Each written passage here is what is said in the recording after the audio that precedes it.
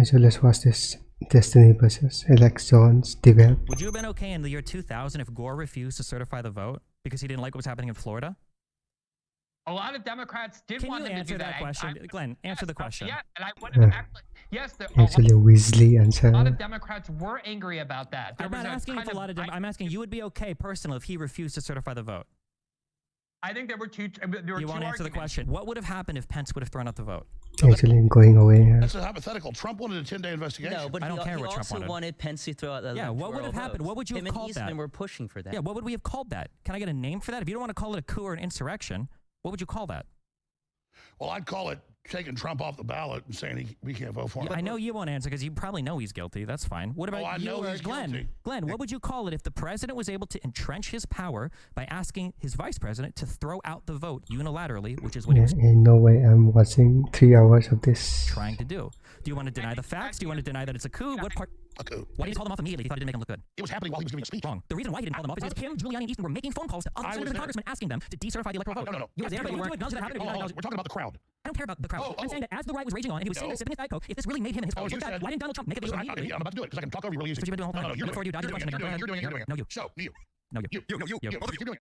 I want to introduce our panel. What is this? Well, as I said earlier, and I'm going to start from the end and give you guys a chance to introduce yourselves. We have Ed Krassentein. Yeah, how's it going? I'm Ed Krassentein. You know me on X at Ed Krassen, also the twin brother of Brian. Thanks for pointing out that it's Krassenstein, not Krassenstein. Well, it can actually be either. You can do Krassenstein or Krassenstein, and I really don't care what you use. So. It's Frankenstein, not Stein. Okay. Frankenstein. But that was Alex Jones, if you didn't know. We also have Brian Krassenstein. Hey, and it's great to be here. I'm Brian. Because you have to throw the joke in there. I'm known as Krassenstein on X. Ed's slightly better looking and more intelligent twin brother. And modest as well. Probably the most modest of the Krassensteins. Next to Brian, we have Stephen Bonnell, known as Destiny. What's happening, man? Hey, what's up? You know me on YouTube at Destiny. My real life name is Steven, and I scream and shout at people on the internet for a living. Next to this dude, we got Alex Jones. Alex, explain yourself. Well, I don't think I probably need an introduction, but I mean, I was there on January 6th, and I saw what happened. And so it's a very important discussion we're about to have tonight. I'm glad everybody came. We need to have more of this, not just left and right, but just different groups of people debating and discussing. I'm really glad that ZEROHEDGE and the great subscription service people supporting it is financing this. And so you're going to see a lot more of this, people supporting ZEROHEDGE. And so I'm just honored to be here with you guys in Austin, Texas. Yeah, absolutely. Shout out to ZEROHEDGE. Great company, great people too. Really great people involved with the company. And to your left, my right, Darren Beattie. What's happening, man? Great to be here. Thank you. I'm Darren Beattie. I run a news site called This is a co-star of the team podcast. News, which is reported extensively on January 6th, and you can also see me on X at Darren J. Beattie. And you're a Trump advisor and speechwriter. Yes. And a former professor. And you help quarterback a lot of the groundbreaking stuff that Tucker Carlson put up. Indeed. I'll say your praises. Thank you. And we also have coming in remote live, Glenn Greenwald from your studio in Brazil. What's happening, Glenn? Hey everybody, Glenn Greenwald. I'm a journalist. I'm the host of System Update on Rumble. I had planned to be there in person. A little logistical problems intervened, and I wish I could be, but I'm really looking forward to participating. And I just want to echo Alex. I think what ZEROHEDGE is doing is so important, organizing these kind of substantive, structured debates among people who obviously disagree pretty strongly on things, and yet nonetheless can have what I hope will be a civil and spirited debate when I expect it will be. So I'm really looking forward to it, and I appreciate being asked. Yes, that is my job, is to make sure that it maintains civility, structure, organization, and we don't talk over each other, that we end up listening to each other. The real value of humanity we have is communication. So I think tonight's going to be an exemplary example of that. Let's go for this. The first question I got for you guys, and this is really for the entire panel. Anyone wants to start off, maybe we can start with you, just because you're on the end and we can move around, is January 6th, 2021. Was it an insurrection? And before you answer, I want to read this. This is actually what it's called 18 U.S. Code 2383, rebellion or insurrection. Yeah, let me do an overhead shot. This is right out of Cornell Law here. Excellent. All right, I'm going to start reading this. This is according to the U.S. Code. Whoever incites, sets on foot, assists, or engages in any rebellion or insurrection against the authority of the United States or the laws thereof, or gives aid or comfort thereto, shall be fined under this title or imprisoned not more than 10 years, or both, and shall be incapable of holding any office under the United States. It technically doesn't define insurrection. It's the code talking about what I guess what an insurrection is. Of course, they use the word insurrection in the actual code itself. Dangerous is kind of a what do you think it was an insurrection? So I personally believe it was an insurrection.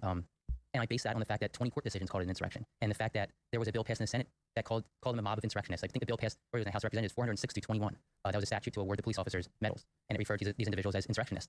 So, I mean, I think the term can be subjective. I think, people can say nobody was charged with violating Section 2383 of Title 18, which is insurrection and rebellion statute. And nobody was, right? But I don't think that defines whether the event was an insurrection. When I say insurrection, I don't mean everybody there was partaking in insurrection. There are people who were peaceful. The people who walked into the Capitol and did nothing, I don't think that they were insurrectionists. I think they violated the law, but I don't think they were partaking in insurrection. I do think the Proud Boys were partaking in insurrection. I think you could say Donald Trump incited the insurrection. I do. What do you think, man? I would say the plot from start to finish is quite obviously an insurrection. The only way to get around that is to either justify an insurrection, which is what most conservatives do, they don't realize it, or to deny that an insurrection could ever happen, or if you're not aware of all the facts of what happened. I think that Donald Trump and his cronies had a very coherent plan that they tried to enact from start to finish, starting with false claims of voter fraud, leading to false slates of electors. Yeah, Trump started it. Then filed themselves as state electors under perjury, which is what they did, up to the violence that happened on the day of the certification of the vote, where Donald Trump and his friends continued to try to delay the peaceful transfer of power by contravening the certification of the electoral college vote. And I want to make sure that we don't force this into like what they want to call a debate where you have to wait to be called on or anything. So if any of you guys, Glenn, you as well, man, if any of you guys want to jump in. Yeah, the two of them just went. I want Glenn to go, but I just want to say something here. I was there. And I was investigated and subpoenaed by the Justice Department in at least 5 criminal investigations, and I was forced to testify in front of the Jan 6 committee, which they've now been destroying the records because the records show the opposite of what they said.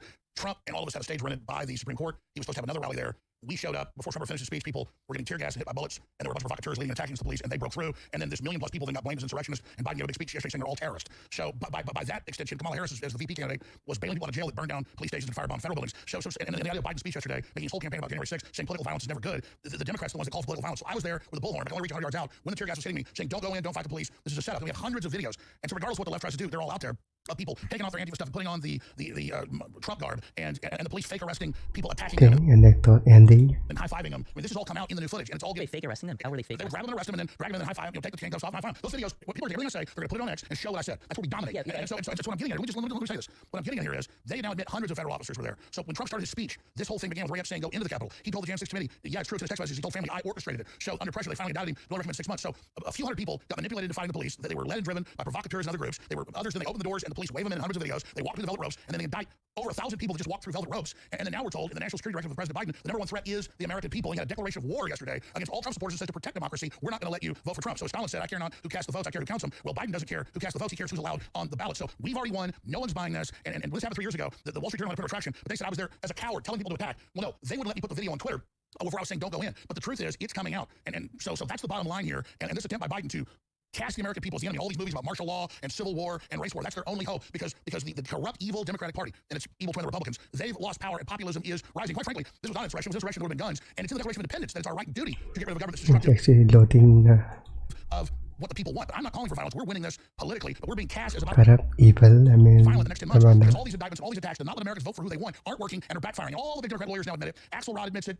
Carville admits it. They all admit this attempt, well, like we're in Venezuela or something, to take Trump off the ballot. He's never been convicted of insurrection. This is a military tribunal, U.S. code from the Civil War. If a military tribunal found you were guilty of being involved in insurrection, then after the war ended. Can I ask you a question? Alex, can I ask you a question? Yeah. So do you think the Confederates during the Civil War were partaking in insurrection?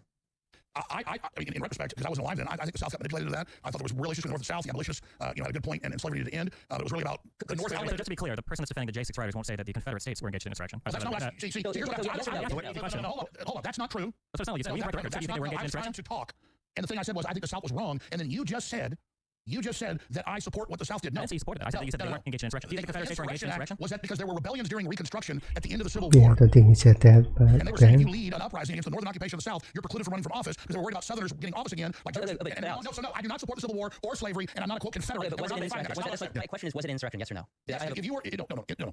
The law, yes, I think that it was a civil war. You can say an insurrection. Okay, so it was an insurrection. Did anybody get charged with insurrection and rebellion? What I'm saying is, violating statute. Did anybody get charged? No, I'm asking you. You just said it was insurrection. Did anybody get charged with violating the insurrection and rebellion statute? Yes, people did. No, because there was no statute there. That's my point. No, you don't need to violate that statute in order to be partaking in insurrection because the Civil War was an insurrection and nobody got charged with violating that. No, that's what I'm saying. That's my point, Alex. You're changing the subject.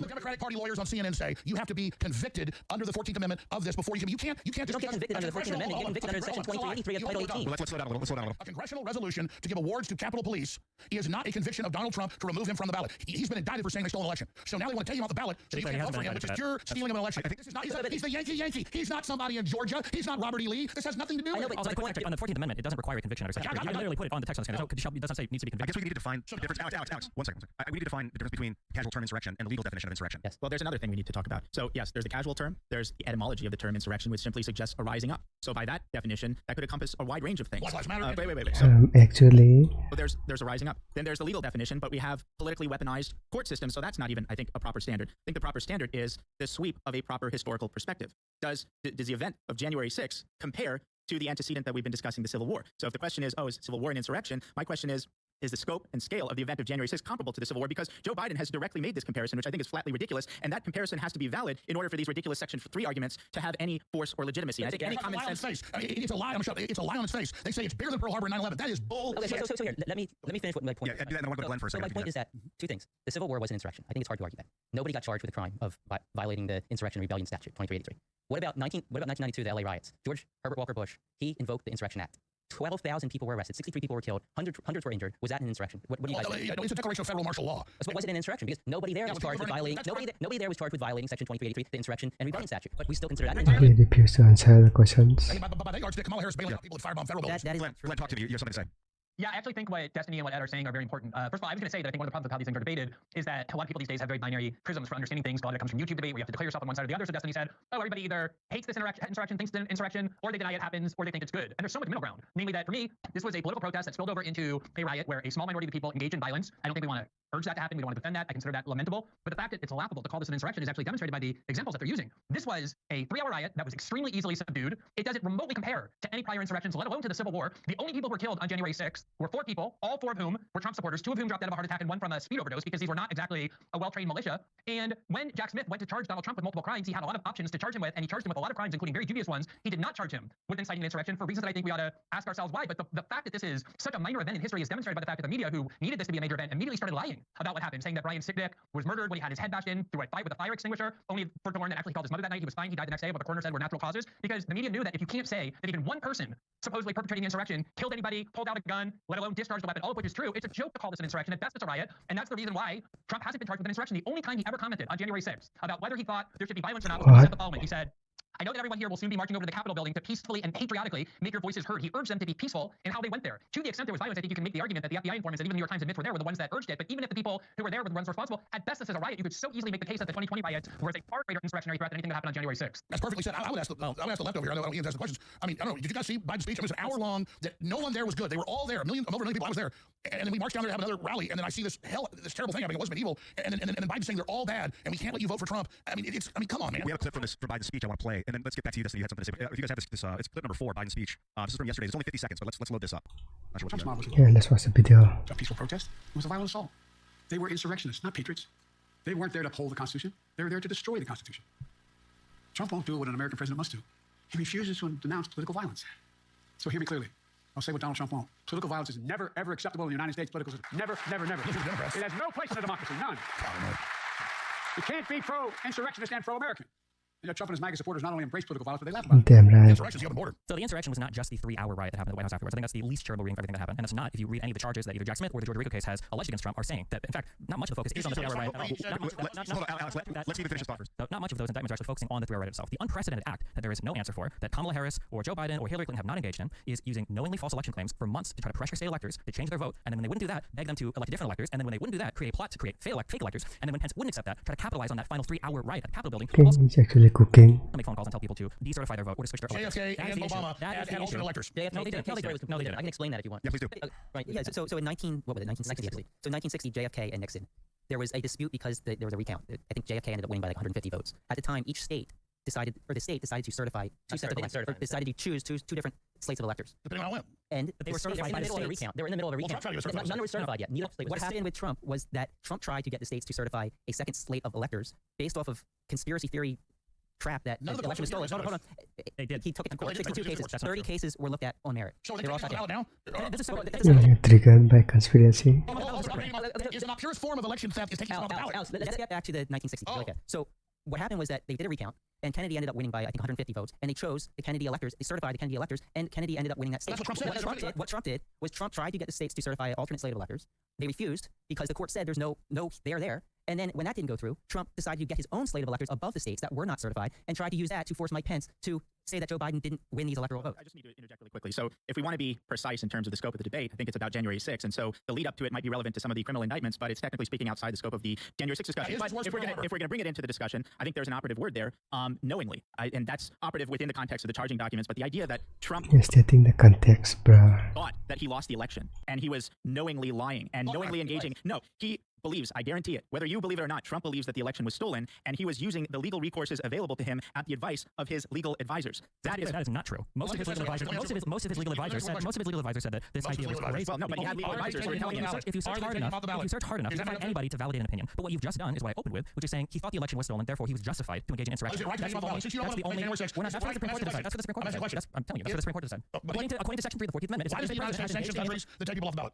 Well, that's not even remotely relevant here. Oh, okay, all right. So You know, United States. if you want insurrection, you know it. Let's bring it for things like circumventing the vote, like asking the vice president, for instance, to unilaterally win the election. So you can't vote for somebody because they make up a bunch of stuff and he's not found guilty anywhere, but you guys just parrot it over here. If you don't like the Constitution, that's your fault. Alex, if you don't like the Constitution, really, why are you saying that Section 3 of Amendment 14 requires conviction? Alex, why did you say that Section 3 of Amendment 14 requires conviction? Text on stream? I would love to do that, actually. You keep saying, all right, guys. I don't care what find you guilty. That's why no one was. We'll slow down. This is a great conversation. Glenn's about to drop some knowledge. I'm dominating. Yeah. So, Glenn's in remote from Brazil. So, Glenn, anytime you have something to say, it's helpful for you. Destiny's big voice again. Visual cue, maybe your hand goes up. I can tell you have something you're going to say now. But let us know. Let me just say, what happens is when you gather together to debate a particular question, you're supposed to debate that particular question. The particular question that we were presented with is we're going to debate January 6th and whether it was an insurrection. Now, I don't blame Destiny and Ed for not wanting to debate that, for wanting to debate a whole set of other issues about whether Trump acted improperly, whether he was naughty in the things he did after the election, because there is no argument to make that what happened on This guy is actually delusional. January 6th rises to the level of insurrection, and that's why an extremely aggressive prosecutor named Jack Smith decided not to charge Donald Trump with that crime, because he knew there was no way that he could possibly bring a conviction against anybody, let alone Donald Trump, who told everybody to be peaceful when going to the Capitol, about whether or not that was actually an insurrection, whether that rose to that level. And even in a colloquial sense, what we called an insurrection in the past is in a completely different universe. But on the issue of whether there was a real belief on the part of Donald Trump that elections were stolen, I don't understand how anybody could doubt that, aside from the fact that you have to get into Trump's head. In the last 3 elections that Democrats lost, in 2000, 2004, and 2016, a very large number of Democrats believed and asserted that the election was stolen, and was the byproduct of fraud, and the president was, as a result, illegitimate. When I started writing about politics in 2005, the idea that George Bush was the real loser of the election, Al Gore won, was the view of every single liberal and Democrat that I knew. In 2004, there were objections claiming that Karl Rove had interfered in the Ohio vote with the Diebold machines and cheated to make John Kerry lose and George Bush win. And then in 2016, Hillary Clinton and the Democrats said that Donald Trump was the illegitimate winner, that Russia had helped him, and they tried to convince the Electoral College to abandon the certified results of the state. Obviously, you go back to 1960, and a lot of historians believe that election was stolen. So it's not like Donald Trump was the first person to ever wonder or believe that an election was stolen from him. It's a very significant tradition in American political history if you know anything about politics before 2016. And if Trump believed that the election was stolen, and while it's true, a lot of people in the Justice Department, a lot of people in the White House told him they didn't think it was, he did have advisors and lawyers telling him that they think there was evidence of it, then the question is over, even on these other issues about whether or not Trump engaged in some conspiracy against the United States. But the issue is January 6th an insurrection? Well, that's right. But Glenn, since these guys haven't talked to Professor Beattie. Hillary was in videos 2 days ago saying Trump's going to steal this election. So why are they allowed to say it? It's free speech. You don't get indicted for it. Trump didn't get indicted for that. Oh my God, they indicted him and they put it in the charging thing in Georgia saying he says the election. You're hoping people don't read the documents. Don't read it. It's a RICO case. It's a bunch of behavior that is within a RICO case. Oh my God. That's a RICO case. Yeah, right. Can I talk about the differences? So Bush versus Gore, what happened? The Supreme Court ruled, and Gore conceded. He stopped saying this election was stolen. He stopped saying I won. Oh, Supreme Court. Yes. Did Gore refuse to certify the vote? I don't remember. Did he do that? The vote was certified. He didn't have an alternative electors? Exactly. So after Trump wanted a Supreme Court hearing. Trump wanted the same thing. 62 cases were brought before judges. And you said earlier none of them are based on evidence. 6 of them were based on standing. 6 out of the 62. They wouldn't even hear us. Do you know how many of them were Trump-appointed judges that made those rulings? 17. So six of them.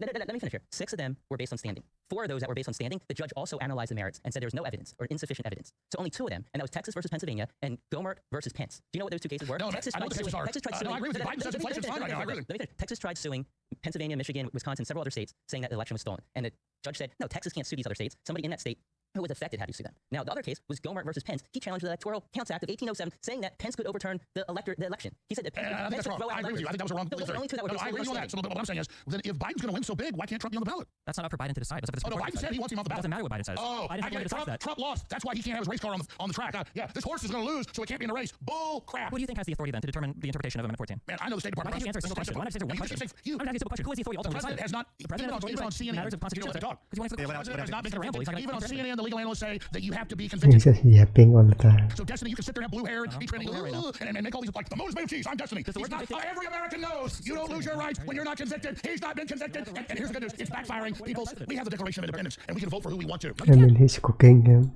You can't vote for but nobody stole the election. But you can't vote for who you want. Nobody stole the election. But you can't vote for who you want. Nobody stole the election. But you can't vote for who you want. We just beat this into the ground. Alex, I need you. We just crushed this one into the ground, but I want to ask the question in a slightly different way. Was this an attempted coup? You guys think this was an attempted coup? Of course it was. The Hunter Biden laptop, the weaponization hearings, the censorship, that's all Russian connection. That's all mRNA vaccines. I want you to take all the shots. Warming. How many shots you had? Not yet. You want to take some? No, I hope you take them all. One question about I want to see you take them all. I didn't talk about the Democrats. What are the Republicans on the January 6th? Is that wild? Is that crazy? They now admit that the shot erases your immune system and doesn't protect you. So you do that little one-liner there. Yeah, let's stay back. All right, guys, back to topic. But Brian has an answer. So is it a coup? That's the question. Yeah, that's so I think it can be debated. Or That was a attempted coup. coup. Definitely, I would say it's an attempted coup. And a federal The coup is flood the border. district judge, U.S. District Judge David Carter, actually evaluated the You Trump just say yes, I mean, easement scheme, and he said, I'm being Weasley right now. I'm not interrupting you. No, not that yet. But Glenn's going to speak after you were. Sorry. So the federal judge, U.S. District Judge David Carter, evaluated the Trump easement scheme. Another lawyer. We can go into later. But basically, he said that it was quote a coup in search of a legal theory. This is a federal judge. So a judge. We have a CIA coup over America. The CIA coup, Judges aren't part of the CIA. Oh my God. I don't think so. Is that a new theory of yours? No, it's not a new theory, man. The whole thing is a big rotten. But they can find partisan. They found the Secretary of State of Maine took Trump off the ballot because she had one hearing in a YouTube video. Are we ruled by this lady? Can we not vote for who we want? So one of the I guess defenses against it being a coup. Oh wait, here, we got Glenn speaking. Go for it. So just about I actually want to ask a question. I would love to hear everybody's answer too. But before I do that, just want to say about federal judges. This year, in the last 6 months, 4 different federal judges, district court judge and an appellate court unanimously, found that the Biden administration gravely violated the First Amendment. In fact, the greatest assault on free speech the court said in decades, maybe the history of the judiciary, by systemically pressuring big tech to censor the internet and purge it of all dissent by threatening big tech companies using the CIA, the FBI, and the CDC with punishment if they didn't censor the internet. Now, you may not agree, but according to your standard, 4 different federal judges concluded that, which is infinitely worse in terms of an infringement of freedom or an attack on the Constitution than anything that Trump is accused of doing. That's not true. That's a digital insurrection. I think digital insurrection. Can I put real quick? I just want to be noticed. Hold on, everybody hold up. Glenn, please finish your point, and then we're going to move on to the response. The question I ask is, the question that you're asking is this a coup? If you look at how other coups are perpetrated, and I think a lot of this is that if you're an American and you have this very soft history, you don't know what a coup is, you think that like what CNN tells you a coup is a coup. Usually the way coups work is the leader of the country, whoever is in charge of the military, orders the military to seize control of the levers of power. Trump was the commander-in-chief on January 6th. The military was duty-bound to obey his orders. They had a right to disobey if they were illegal, but if this were a coup, why didn't Trump order the military to seize control of the power and turn over the election process to him? Why didn't he order the armed factions that form the law enforcement part of the military and the executive branch that serve under his command to do that as well? That's what happens in a coup. That didn't happen here because Trump wasn't trying to perpetrate a coup. He wanted the Department of Defense to seize voting machines, and the DOJ turned him down and told The worst thing he did was try to take Biden off the ballot. Remember when Trump said Biden cannot run and have the Justice Department take Biden off the ballot? Oh, God, that was Biden. Sorry. I'm sorry. But also Biden doesn't have the authority to do that. He still doesn't have the authority to do that. The Supreme Court that Trump has his picks on, that's certainly 6 they're the ones who are going to make a final decision on that. I want to be known that every single time you try to talk about any of this stuff related to Trump, it's so many Democrat names that comes out of people's mouths. I don't know why people can't just engage on the facts of what happened on and then leading up to the insurrection, but not even vote every other Democratic leader's name. No name calling. No, ding dong, whatever it is. The point is, I was there. There was over a million people, and they said police were attacking. We got there like shooting tear gas, and then a bunch of feds helped break through with some idiots that got mad at a brawl. And then the cops go, "Come on in, everybody, come on in." So there's all everybody sees those videos now. Okay, They call this the new Pearl Harbor, worse than 9/11. 3,000 people. Do you disagree? Let me ask you this: do you disagree with them claiming this was worse than Pearl Harbor or 9/11?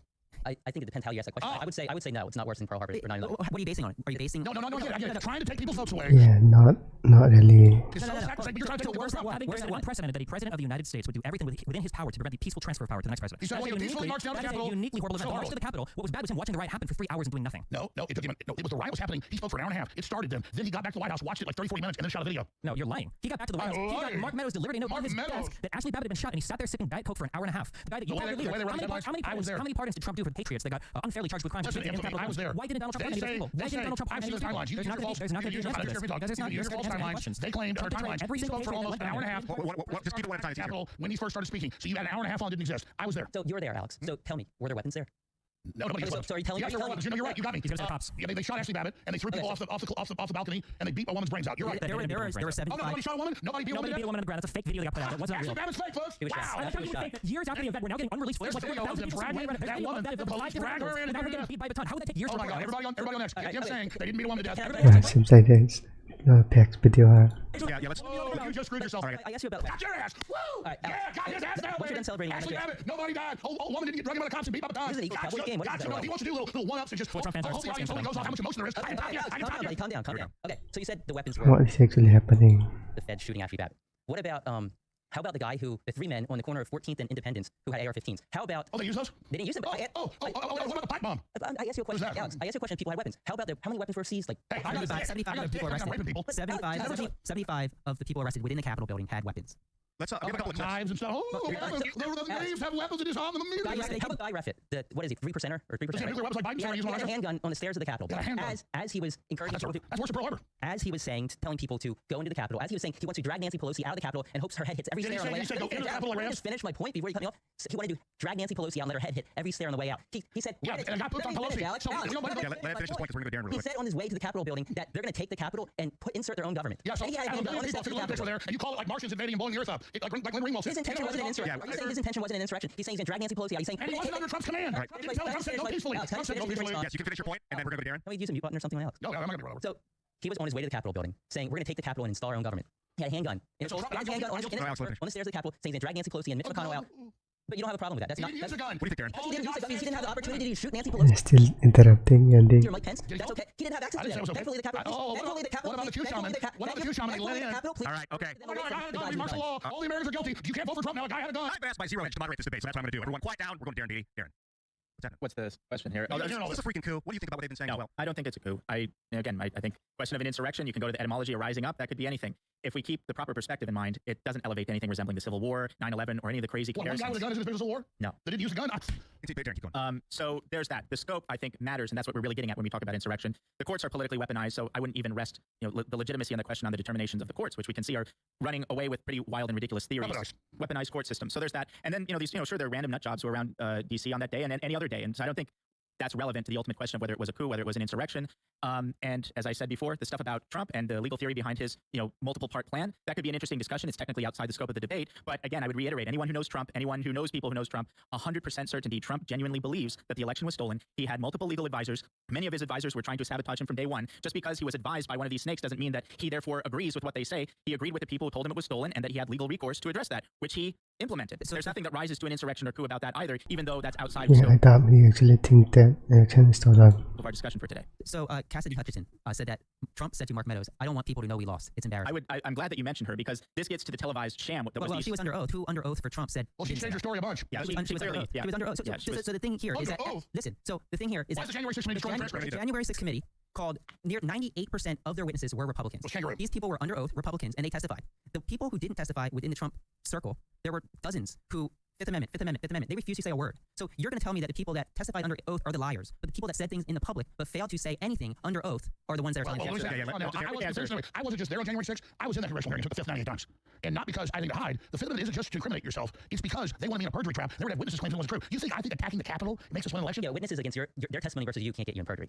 They can't. Oh yeah, just ask Roger Stone that question. No, it doesn't happen that way. How did perjury get Roger Stone that way? Roger Stone wasn't with all the WikiLeaks. He worked here then. He couldn't get a hold of him. I knew he told the truth. He didn't tell anybody I'm behind WikiLeaks. They said Roger Stone ran WikiLeaks. He never even talked to Julian Assange. Say he ran WikiLeaks. No, they fucking tried to put I think this is getting off topic. Oh my God, this is off topic. That's okay. Roger didn't lie to Congress when he said, I don't know Wiki. I have not interviewed Assange. Let's pull back to Darren. Darren's going to finish up what you were saying about this. I think, Glenn, you were going to mention something after that. And then I have a couple of clips that we're going to play. But Darren. Yeah, I mean, the January 6th hearings were a show trial of the sort that would make Kim Jong-il blush. Explain it to them. They wouldn't let Republicans that they wanted under the law on the committee. They wanted Jim Jordan, who was actually You're part not allowed of to the have you on your side. We pick who the people are on our jury. Jim Jordan was being investigated by the committee. They wanted a person on the committee who was being investigated by the committee. How does that make sense? Oh my God, when you're being investigated by the Democrats, you don't have a I think a lot of people watching don't understand. Hey, guys. Jim Jordan was elected. Does that matter? People that are listening don't have the context, so if we start rapid fire argumentation, a lot of people are going to lose interest. You need to stay focused and listen to each other. It's really important. Staying focused is really hard for them to do in their case. It is really hard. In their case, and they have to stay focused. It's very hard. They have views of reality. Oh, come on now. Well, I'm going to go take a piss and I'll let you tell people fairy tales. But what happening is Darren is going to continue what you were saying about finishing up your thought and we're going to Glenn Greenwald.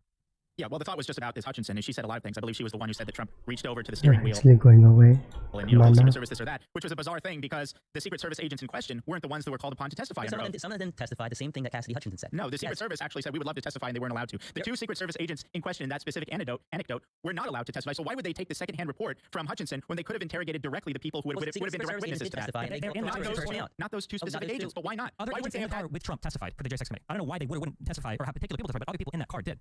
No. Yes, The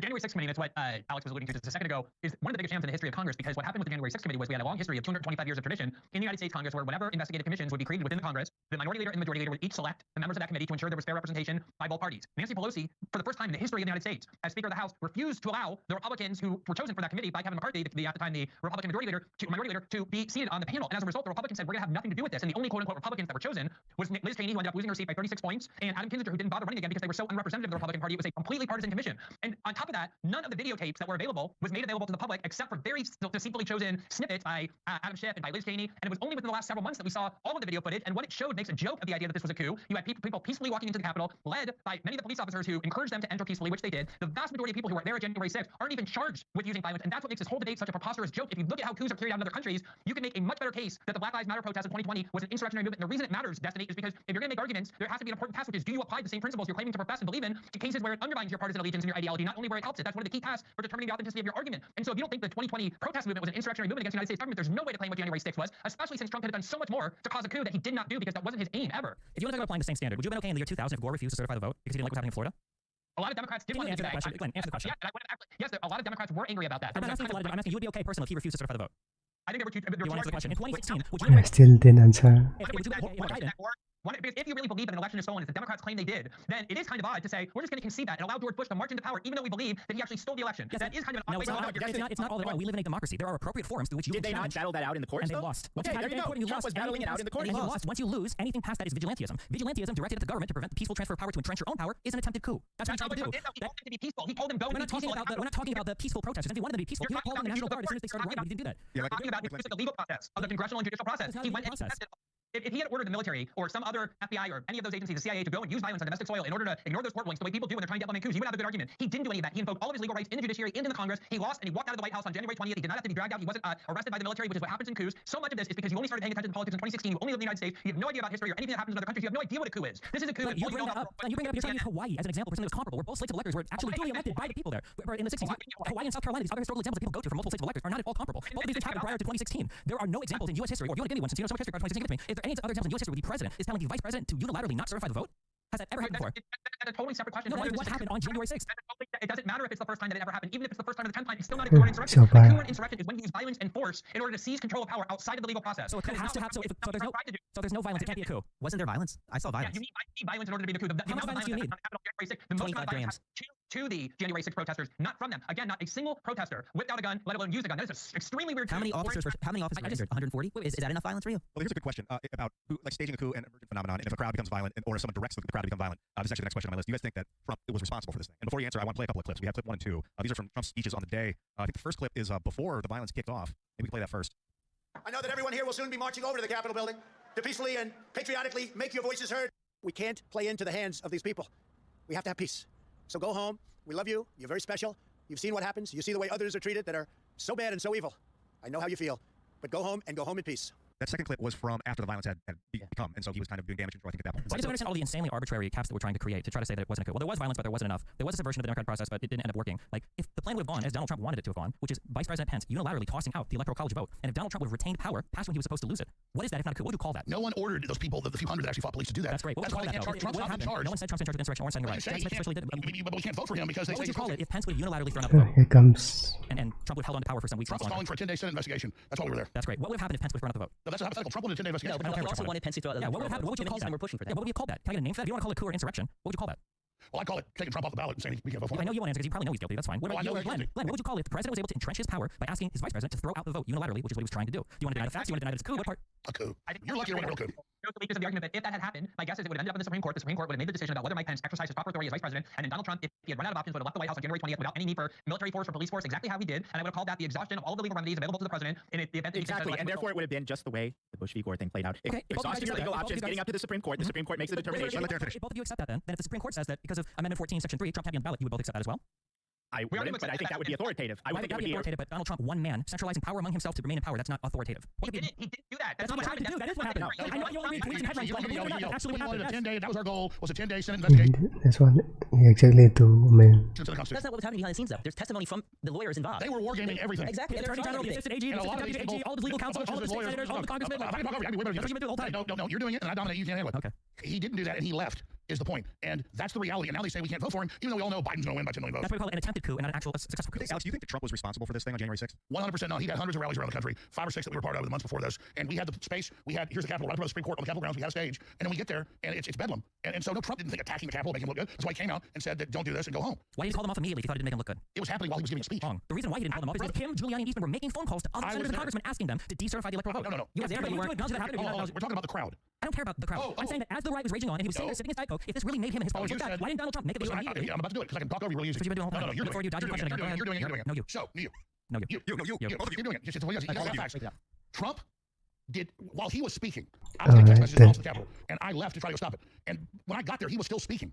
So this thing where you guys say, oh, the attack started at this time, and Trump did nothing this time, he's speaking while it happens for hours. He then goes to the White House, tries to figure out what's going on, and puts a statement out against it. And he said, in the middle of his speech, off a teleprompter, go be peaceful. That's what he said. He also said, like He also said, fight like hell. Why If we don't fight like hell, we're not going to have a country. What did Giuliani say? He said, let's have trial by combat. Yeah, that's a legal term. Maxine Waters said, go attack Republicans in restaurants, grocery stores. So why don't it wasn't hyperbole. Trump never supported political violence. Trump never told people to be goons. The left would burn down half the country. Everybody knows that. Everybody knows Biden's erased the border. Everybody knows all this. You're sitting there claiming this was. Do you agree? This was big Pearl Harbor. What are you comparing it? As big as Pearl Harbor in what way? Bombs, no. People dead? No. Maybe a blemish on our democracy? I'd say it was very close. Let me ask you this. If they bring in, which they've done 10 million aliens the last 3 years, and then that gives them, with the congressional seats in the census, more Democrat seats in the Congress, is that not... Undocumented aliens, undocumented immigrants are not voting. They are counted. No, they are not. They're counted in the census. But they're not voting. They're counted in the census. Voting. So then they get more Democrat districts. Backtrack really fast. Oh my God. So let's backtrack. With the illegals, they get more congressional, congressional districts. Yeah, I go back to January 6th. Okay, so you play those clips. Oh, you always want to get off of it because it wasn't an insurrection. And then as soon as it's the real insurrection, you can't handle it. I'm not here to debate immigration. Okay, so why don't we ask the Oath Keepers, the 3%ers, the Proud Boys, the ones who were actually indicted and convicted of seditious conspiracy, why they did it? And they told us. Yeah, they did tell us. They did tell us. And then you can come back at me. Joe Biggs, he said, I did it because this is where Trump wanted me. He wanted me to do this. Stuart Rhodes, Oath Keepers, same thing. I did it for Trump. Multiple Proud Boys and Oath Keepers, they all said, I was here because of Trump. I went into the Capitol. I took the Capitol because that's what Trump wanted. So was Trump responsible? Ask them. Ask the people that are serving 20 years in prison for seditious conspiracy. I'd like to respond to that now. I know Stuart Rhodes well. I know Joe Biggs well. He used to work here. And they have never said Trump told them to go to the Capitol. They have never said they did it because he asked them to. That is not a true statement. That is a true statement. Joe Biggs shook a fence. Stuart Rhodes said he never told anybody to go to the Capitol and never went to the Capitol. And you just said they said that Trump told them. Multiple Proud Boys said they were in the Capitol because that's what Trump wanted. You're reading a Jack Smith federal filing? Next no, I'm going. Jack Smith didn't indict the Proud Boys. They have messages between the group. They have the actual. I know about it. Yes, they have them. So are you saying these are fabricated? No, read me the quotes. Yeah, read those quotes. I mean, we were here to storm the Capitol. We were here because of Trump. I mean, there's that's pretty different. So what's the best quote you have? This is a red herring. They're not saying that Donald Trump personally communicated to them to go to the Capitol. What they're saying is the reason why they were there, which I think over 147 people have thus far in their convictions, the reason why they were there is because Trump called them to go there. Not personally. You know how many of those people say rape is the reason why they were in the Capitol? Take a guess. In both Proud Boys and Oath Keepers cases, the Fed said there was no direct conspiracy. No one is talking about that. They went on to say now it's a new conspiracy where it's not written or said. They just imagine it. It's like wait. I want to be clear. What is your contention with this? Give me the quote and then what your contention is in relation to the quote.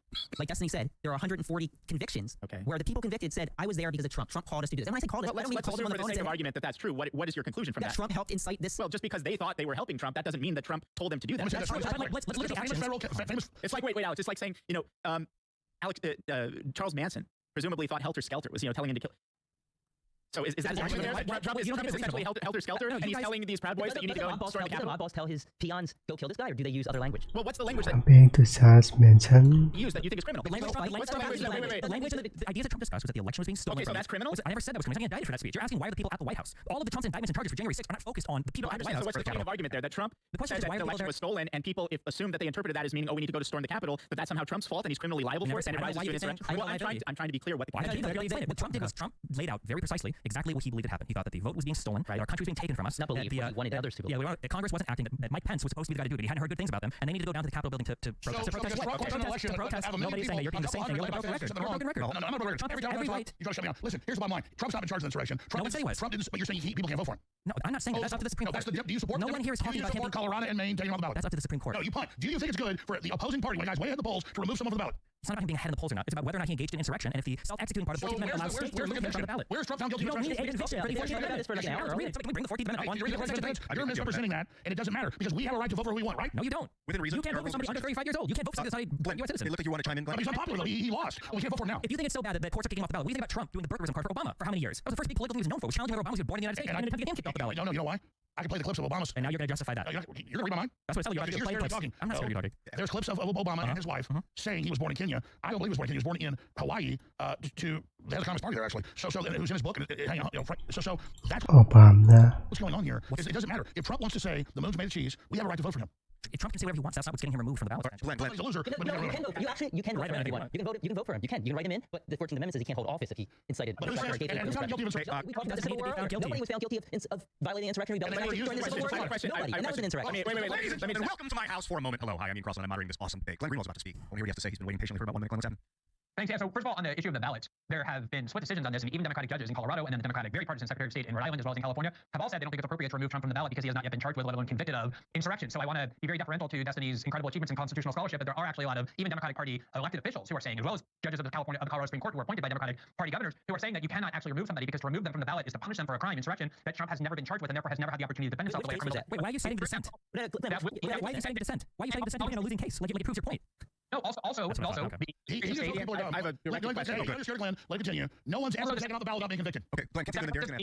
The Secretaries of State of California and Rhode Island have also said the same thing, but it's true. The Supreme Court will decide. I'm very confident they'll decide Trump can remain on the ballot, and then that will resolve that issue. Yeah. The question I have a few questions quickly. One is, why didn't anybody like Jack Smith charge Trump with engaging in insurrection? If Trump was engaged in insurrection or inciting insurrection, I would think that he would be charged with that. I don't think he was, so I'm happy he wasn't. But for those of you who think he was, why wasn't he charged with that? And then the second one is, I just want to know, given that the 2020 riots did have a lot of people in there who were nonviolent and were there not for insurrectionary reasons, but a lot of people who were anarchists and insurrectionists and who engaged in a lot of violence, a lot more than was done on January 6th. Do you also think that the riots of 2020 constituted insurrection? I'm just trying to understand to get a sense for what your definition of insurrection is. Glenn, do you think that the 1992 riots... Can you just answer that? I can give answers too. I don't think that Black Lives Matter was an insurrection. I do think 1992 riots in LA was an insurrection. George Herbert Walker Bush. Black. That made it not an insurrection. What did it lack? So it was a protest, and the violence was when the police clashed with the protesters. The violence was not against the government in order to stop the government from doing something. There were Antifa and anarchist groups there that explicitly say they were using violence to overthrow the government. That didn't happen. They were firebombing federal courthouses. God, that's not true. The bombs on the courthouses. There's nobody at nighttime. There's nobody in there. They were not obstructing anything. They were not there to obstruct an official proceeding of a government. They just burned down a courthouse. I want to ask Glenn. Do you think 1992 was an insurrection? No, you didn't answer Glenn's question. I just did answer it. Yeah, but no. Alex, I did answer it. I specifically answered it. Glenn, please answer. But I think the 1982 riots, I recall at the time thinking the Insurrection Act was inappropriately invoked. I'd have to go back and really study the 1992 riots to see the extent of the violence. But I do think that you're asking that indicates why the 2020 riots are way closer to an insurrection than anything happened after the 2020 election. And the reason you're afraid to say that it is an We're discussing history now. insurrection is purely for ideological and partisan ends. Because that's not true. Liberals were engaged in insurrection. There's riots every week in America. The Democrats are saying the Black Lives Matter riots were good and bailed them out. Talk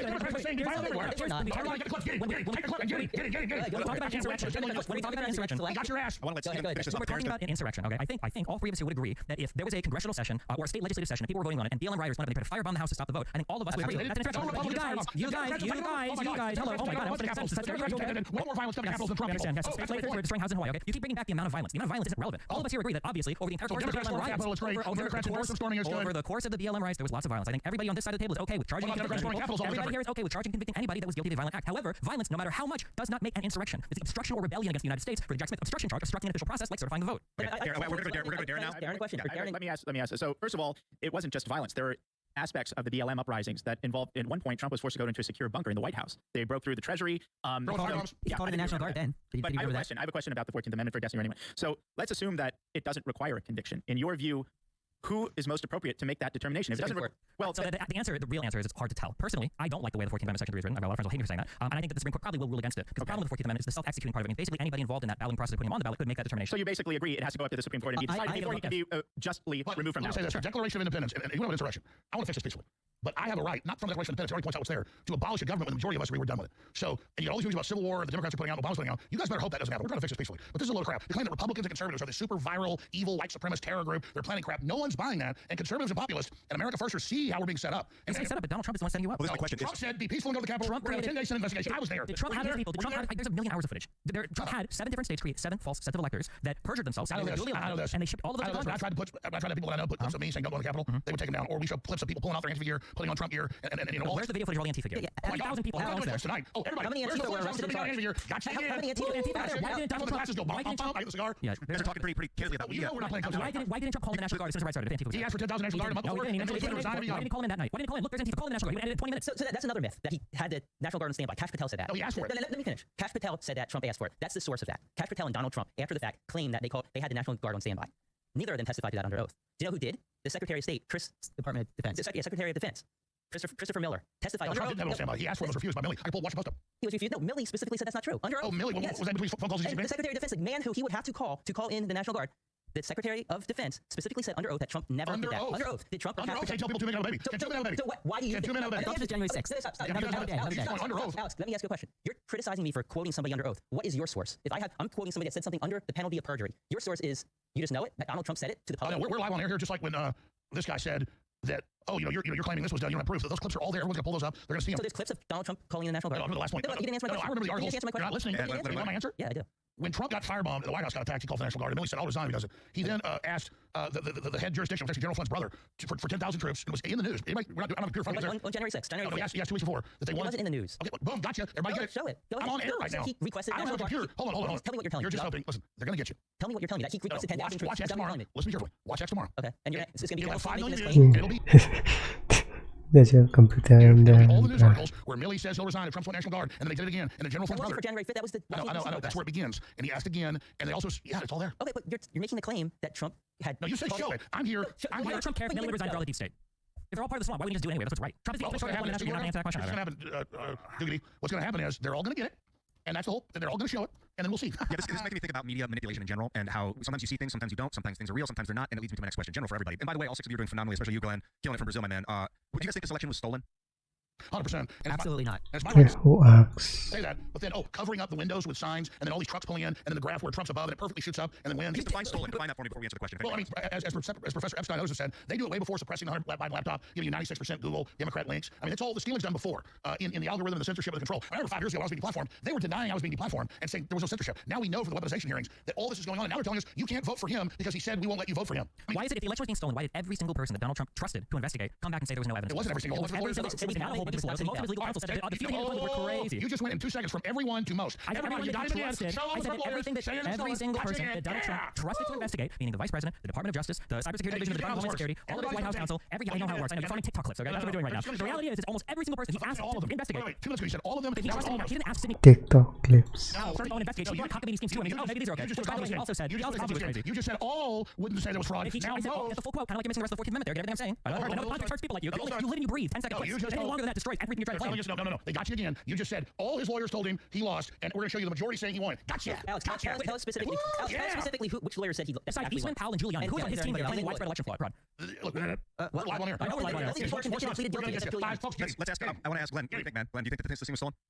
I think the election was rigged. I'm not somebody who thinks that there's evidence conclusive that the election was stolen. I do think we should be a lot more attentive to when election processes The sexual delusion. get changed out of the blue. I go, because there's COVID, we're going to have a ton of new conventions for how we do mail-in ballots. I think there's a lot of potential for fraud there. I don't think there's evidence that I've seen, at least, that's conclusive that the 2020 election was stolen. I do think, though, it was rigged in all sorts of ways, from internet censorship to all kinds of interference on the part of the U.S. security state, lying and saying that a very incriminating story about Joe Biden was the byproduct of Russian disinformation when it absolutely was not. Facebook and Twitter censoring that story right for the election. These are all examples of corrupting, rigging by institutions of authority. On the question of whether I'm not somebody who thinks there's evidence that it was stolen. Well, how would you define the difference between rigging it and stealing it? Rigging it is when institutions of authority cheat or act corruptly in order to manipulate public opinion to prevent stories from getting to them, like those news stories about Joe Biden and the way that he exploited his family connections in Ukraine and China to profit for his family, and lying about it and saying that it's Russian disinformation, censoring the internet to prevent stories from getting to the public, having the security state, the CIA and the FBI, that's supposed to have no role in our politics, being the ones to cook up those fabrications. That's all examples of rigging and manipulating our democracy the way that we accuse Russia of doing. The U.S. security state, corporate media, Twitter and Facebook did that way, way worse. Stealing the election is conservative media, I mean, dumping ballots that were legitimately cast, or fabricating ballots in favor of one candidate or the other that actually weren't cast, manipulating machines in order to have the loser be the winner. That's what I would distinguish between rigging and stealing. So do you think that Donald Trump asking Jeffrey Clark to go and threaten the DOJ that they don't sign on to a false letter, trying to bully states into claiming there was mass election fraud by claiming the DOJ actually testified on it, that was testified to under oath. Do you think that would be considered an act of corruption? The whole point is, if Trump legitimately believed that the election was stolen, as Democrats believed in 2000, 2004, 2016, no, that's not right. It's not answering the question. Then I'm answering the question. I just can't do it in 7 seconds. If Trump believed genuinely that the election was stolen, then all of those steps that he undertook to try and present the Congress as the way to alleviate the stolen election, to have courts reverse the stolen election, to have Mike Pence exercise what he thought was his constitutional authority, might have been wrongful, but they weren't illegal, and they most definitely weren't a coup. So if he thought that the election was stolen, he was allowed to tell the DOJ that they needed to sign on to a false letter claiming they found election fraud. Otherwise, he would replace Rosen with Clark. That's what he was allowed to do. False letter. All this stuff's crap. The DOJ hadn't found anything, so the DOJ testing that they had found something was indeed false. That's right. I know. In this world, we need evidence, Alex. I'm sorry. Oh, evidence. I know. Evidence for evidence. Yeah. So 2 minutes, baby. Isn't there a sitcom called 2 Minute Baby? Yeah, that's the whole point. 3 minutes. It's a great movie. Oh, shut up, my bad. No, I'm sitting here like, guys, they said it was worse than Pearl Harbor and 9/11. Like Glenn says, Alex, you pointed out that the votes, they went up way at night, they went up way high. Trump was winning, and all of a sudden Biden pulled ahead at like 1 a.m.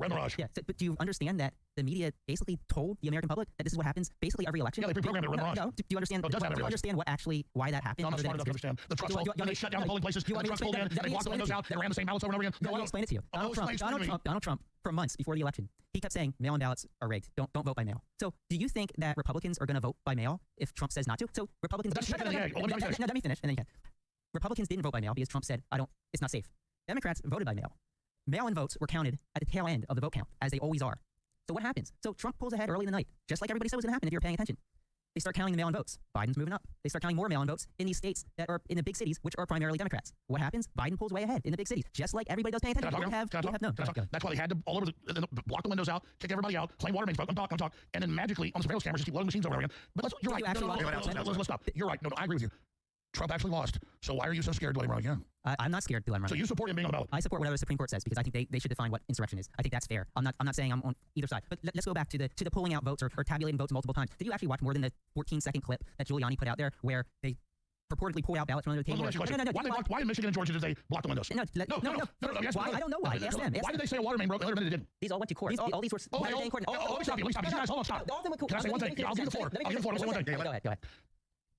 I was found guilty by 2 judges in Texas and Connecticut, and they had a jury trial on how much damages. Trump, they changed the law, has a judge who said at the beginning of the real estate hearing he's guilty. And then Letitia James said in the video, we've already found him guilty. She was so dumb, she said, we already found him guilty, he's guilty. And then Trump doesn't get a jury trial in New York. So you're pointing to the judiciary and the corrupt lawyers that have run this country down the ground. Wasn't it because his lawyer didn't check the jury trial? January 6th, what an insurrection. Also, the videos are referring to the running multiple times. Yes, people think. But let me tell you, you guys keep looking for one. Once you guys start to fight and launch martial law, you're going to actually get the real thing, and then you'll know what it is. How long have you been calling for martial law? How many decades now? Also, all the examples you bring up have lockdown for martial law. And it didn't last forever, like you guys. We shut their ass down. No, the Supreme Court ruled. Biden won the election and it stopped. Biden won the election and it stopped. So you shut them down. Are you part of Biden? Let me ask you a question. Rachel Maddow right that he takes the virus? Is Rachel Maddow right?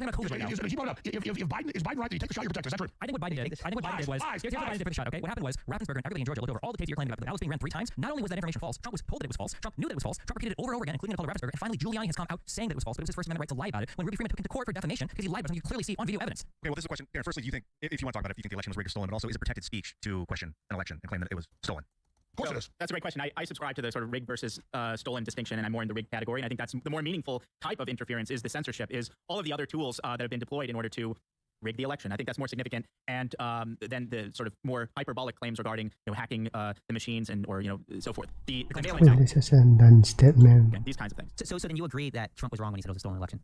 Well, it depends what specific claim he's using. Let's say when Trump kept pushing that Dominion was switching votes and it cost him Georgia. That I don't believe in the Dominion stuff. Yeah, I don't either. It was lying. No, it was lying. He was lying. But let's be honest here. The point is that the State Department runs around the world looking at everybody else's elections, and the number one thing he gets sanctions for is taking a candidate off the ballot. And that's what the Democrats do right now, and America sees that. The Democrats are not doing it. That's going to go to court. Republicans actually filed Colorado. It's not Democrats, Secretary of State in Maine. You just said the Democrats aren't doing it. Alex, in Colorado, who filed the suit? 6 people. How many of them were Democrats? Democrats. How many were Democrats out of the 6? How many? How many were Republicans who filed suit? 5 of the 6 people that filed suit in Colorado to get Trump off the ballot were Republicans. So stop saying Democrats. Democrats don't want Trump off the ballot. Glenn's actually responding. Horseshit. That's not what happened. What happened is the only people who have standing in Colorado to bring a suit are people who can vote in the Republican primaries, which means either Republican voters or independent voters. Although the suit was brought in their name, My ears. the lawsuit was spearheaded and was paid for and was organized by a Democratic Party aligned group called Crew that boasted of this and took credit for it. So yes, the suit was brought in. Yeah, Glenn, we had some audio feedback, Glenn, if you can hear us. We're going to request that. We had some buzzing, Glenn. I want to make sure that everything you said is clearly heard, so we're going to fix that and then get back to you. Let's go back. Glenn, go ahead and talk again. Let's try it out. Yeah, anyway, I don't know how much of that you heard, but what I was saying was that in Colorado, in order to have standing... Hey, Glenn, stay there. We're going to reconnect with you. I want to hear this. So I guess what he's saying. He's saying that it was brought by a Democratic institution, but they needed Republicans. Not just a Democratic institution, it's a notorious lawfare outfit. Right, but how many Democratic states said, okay, he can stay on the ballot? So they don't just say, like, every Democrat just wants you to throw Trump off the ballot. You're right. The Democrats don't want him off the ballot. Actually, if you were to ask me, I would say let the voters decide. Like, at this point... candidates would have a better shot than Trump to beat Biden. I honestly do. Who? I think Nikki Haley, there's no way she would get the nomination. World War III bird I think she would defeat Biden. I really do. Actually, I have a tweet from Vivek Ramaswamy claiming that the, what do you call it? He called it Happy Entrapment Day, talking about January 6th. You guys think it was an entrapment? Yep, 100%. Donald Trump entrapped all those poor people to be there. True. They probably thought he'd bail them out. They pardoned him like he did every other person in the campaign and was convicted of any crime. You want a 10-day investigation? That's why I said be peaceful. Yeah, because Trump was always calling for He also support. called for them to fight like hell, and Giuliani said Fight like hell means for our freedom and our vote in our country. Okay, and people can say things that they don't mean in order Hey, to... when you go to a high school football game at the pep rally, and then the cheerleaders go, fight, fight, fight, fight. Trial by combat, that doesn't mean anything either. That's a legal term. I think the thing that's most instructive to see what Donald Trump wanted to happen that day is that when he sat down and he watched the violence unfolding on TV, when he saw the people fighting with cops, when he got notification that Ashley Babbitt had been shot, Donald Trump did not take steps to stop the violence that day. Instead, him and Giuliani made phone calls to senators and congressmen trying to get them to stall the vote. What do you guys think ethically about people in politics telling people to go fight? Do you find it to be misleading? Look, we're not a neutered population. I mean, I have Democrats, like, during the impeachment for this, they shut it down when finally Trump put a 5-minute video on of Democrats saying, attack them at grocery stores, attack them at gas stations, attack. We need civil insurrection. What do you think about the term battleground state? Yeah. You know, it's the problem is not political the rhetoric. context. Nobody is upset because Donald Trump said fight like hell. People are upset because for months or years, really even in 2016, Donald Trump has consistently attacked and undermined the electoral process with absolutely no good reason. The Democrats say he's a Russian agent. The Democrats falsely said he's a Russian agent and set the deep state on him for 4 years of his administration. Every single point that he made, is there any evidence Trump's a Russian agent? No, but that's why he wasn't convicted or charged in the crime for it. They were the ones saying that the American voters were manipulated by the Russians. They were the ones saying... Was he charged with the crime for that? Hillary is currently saying... They tried. Hillary is insurrection. Hillary is currently saying Trump is going to steal the election. Why didn't he... Is Hillary saying Trump's going to steal the election? Why is Hillary saying Trump's going to steal the election? Actually talking over. Why is Hillary saying Trump? Why is Hillary saying Trump? Why is Hillary saying Trump? I'll stand up, just so you know, and that would be good TV. But I'm not going to do it. Well, he won't stop. I will That's why, you know, you don't have good arguments. What we need to do, guys, what we need to do, no, I do listen to me for a moment. We are. We don't speak over each other. What we do is we listen to each other, take turns. It becomes way better. Well, I agree. Is it okay that Hillary is on TV this week 3 times I saw saying Trump's going to steal the election? Why is she allowed to? Rent free in your head right now. The problem is Trump's speech. But this is canteando, man. Why can the Democrats say it, but Republicans can't? You keep trying to change the subject. I'm not changing the Hillary subject. shouldn't be saying that. I agree. Hillary shouldn't be saying that. Who is she? She's a private citizen. But I think you're allowed to say people are still election, whether you're right or wrong. He's not being charged for it. You said yourself he's not being charged with this. That has nothing to do with him saying a particular thing. Did Joe Biden try to get the votes certified for Hillary Clinton? Did Hillary Clinton try to force Joe Biden in 2016 to certify the electoral votes? No, because the landslide was so big. The Biden had a pretty good Wait, hold on, what do you mean the landslide? Didn't Hillary win the popular vote? Hillary won the popular vote. Biden won. Trump didn't win the election. What? Trump didn't win. No, which one? Well, 2016. He didn't win the popular vote. Well, Russian help, right? He didn't win the popular vote. I've never seen he had a huge landslide. They tried to steal illegal alien voters, but still Trump was big. We're not all privy to the election that exists in your head. There's no illegal aliens. Don't give us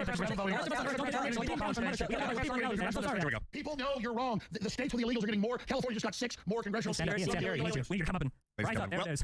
I'm tied down. There's no invasion. There's no border. You guys think that there was federal involvement here? There was. That what the extent of it was on January 6th? I think there were probably federal agents undercover. Do I think that federal agents committed crimes and led people into the Capitol building? Absolutely not. And there hasn't been any case brought by any of these 700 convicts. None of them brought that up in court. Because they're being prosecuted in the District of Columbia. Because there's no evidence of it. Absolutely no evidence of it. They won't let them put defenses on. Let me tell you something. They said Reyes was a hero and did nothing wrong. Now they finally indicted him because they know it's a weak spot and their operation only lasted for 6 months. Let me tell you, we're not playing clips for tit for tat here, but everybody on X should get these statements and put all the clips of women putting onions in their eyes and the cops fake arresting people and high-fiving and saying, I'm a federal agent, I just helped run the attack. They're going to string all these videos out. So here's the thing. Like Brian said, there's probably some informants on the ground. I think one of the ladies in the Proud Boys was an informant. So she was on the ground. She didn't go into the Capitol building, I don't believe. The problem is with what Alex does is he pushes these conspiracy theories, these ideas that illegal aliens were voting. There's no evidence of that. The illegal alien voting things, what's happening is they're coming in and they're being counted in the census, which then adds more electoral votes. Okay. That's fair. That might be happening. I haven't researched that. There are indictments all over the country. There are indictments of illegals everywhere voting. Got them again. They're not voting. Like 2 people. No, a bunch of cities have passed laws where illegal aliens can vote. No, they haven't. No, not in the federal election. The illegals are voting elections though? Not in the federal ones. I know that some cities try to have them voting in like local matters. I don't know how many of those are successful. Illegal aliens shouldn't be voting, okay? But they're not. They're not voting in federal elections. I don't know why you would care. They are not. That's a conspiracy theory. There are going to be 100 million views of you guys.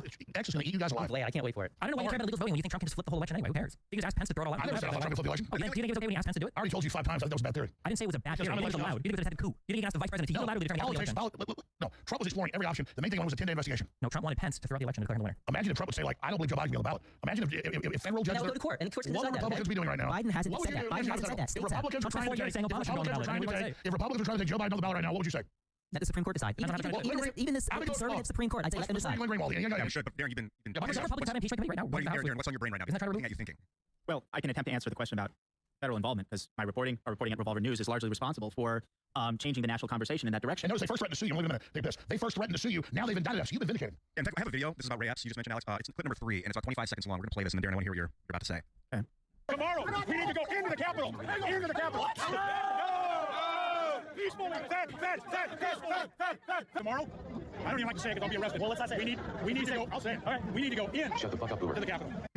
Oh, well, wait, Ray Epps didn't do anything. He said peacefully at the end, right? We're going to move past it. Well, no, he said go into the Capitol. Peacefully. Well, so what? It's still illegal to go into the Capitol. But peacefully was the operative word. Yeah, I thought peacefully made it all okay. Electrons keeps living. Yeah, going in is illegal. Trump didn't say storm the Capitol. He didn't say go into the Capitol. He's going to get 6 months in prison, so. No, I mean, you guys want to hear the argument for federal involvement or not? Yeah, not really. Okay. I want to hear it. All right. Well, there's a lot of dimensions to it. We can start with the Ray Epps issue.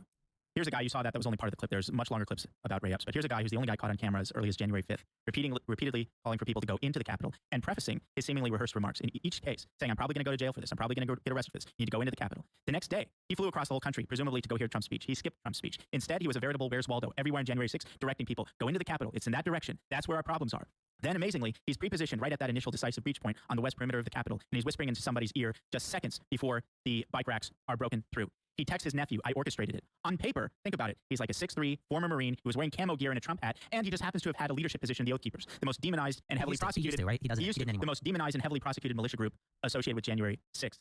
And the regime doesn't touch him. However, initially, his behavior was considered to be so egregious he was one of the first 20 people added to the FBI's most wanted list about January 6th. He was prominently featured in the New York Times' ominously titled Day of Rage. Of all the clips the New York Times could have found and chosen, they chose Ray Epps to represent their thesis that this was a pre-planned insurrection to storm the Capitol. And then, when the discussion of federal involvement came into being, one of our major pieces at Revolver News, literally the next day is when the FBI quietly removed him from their list. And all of a sudden, he went from FBI's most wanted and featured in the New York Times' Day of Rage to New York Times does a fully dedicated puff piece on him. 60 Minutes does a sympathy segment on him. He's the only January 6th participant that Adam Kinzinger, who's never met a Trump supporter, he doesn't want to see rotting in jail for 50 years, that Adam Kinzinger will defend more aggressively than Epps' own lawyers. And now, almost 3 years after, the government finally says, okay, we're going to hit you with a wrist slap misdemeanor, as though people are so simple-minded to think, well, if the argument is he hasn't been indicted, therefore he's a Fed, if we indict him now, even if it's a misdemeanor, even 3 years after, no matter what the circumstances, this constitutes a refutation and totally wipes away the mountains of suspicious evidence surrounding the character of Ray Epps. That's just the case of Epps. There are many other things. Can I just touch on that? Sure. So you mentioned a few things I want to touch on. So you talked about how he whispered in somebody's ear and moments later that guy went in the Capitol. That was Mr. Samsel. Yeah, that's right. And Mr. Samsel actually testified under oath. I believe he was convicted. He said that Epps actually told him, calm down, the police are on our Well, side. he's changed his story. Did you write the original Revolver article? Yes. Okay, thank you. Okay. I said 3 days ago to Ray Epps stuff. It took me 6 hours. He was one of the stupidest conspiracies I've ever seen in my entire life. So the other thing I just want to go for it. So you said that he didn't get convicted. Destroyed. Okay. So the people who were charged with anything but misdemeanors were people who used violence and people who went into the House chamber where the joint session was, and the people who were involved in a seditious conspiracy. It had to be a conspiracy. Ray Epps acted alone here. Well, no, I wouldn't. That's as far as we can see, he acted alone. Anything else beyond that would just be a conspiracy theory. So he falls into the same category. Well, seditious conspiracy is technically a conspiracy theory. It doesn't mean that it's not true, no, right? Seditious conspiracy is a charge. Conspiracy theory is it's a theory of the case. A theory that there's a conspiracy that took place. So he doesn't fall into any category that any of the other protesters fall in because he didn't fall into any of those 3 categories. So he got charged with misdemeanor. Other people, the conspirators, the people who used violence, and the people who went into the House chamber are the ones who were charged with felonies.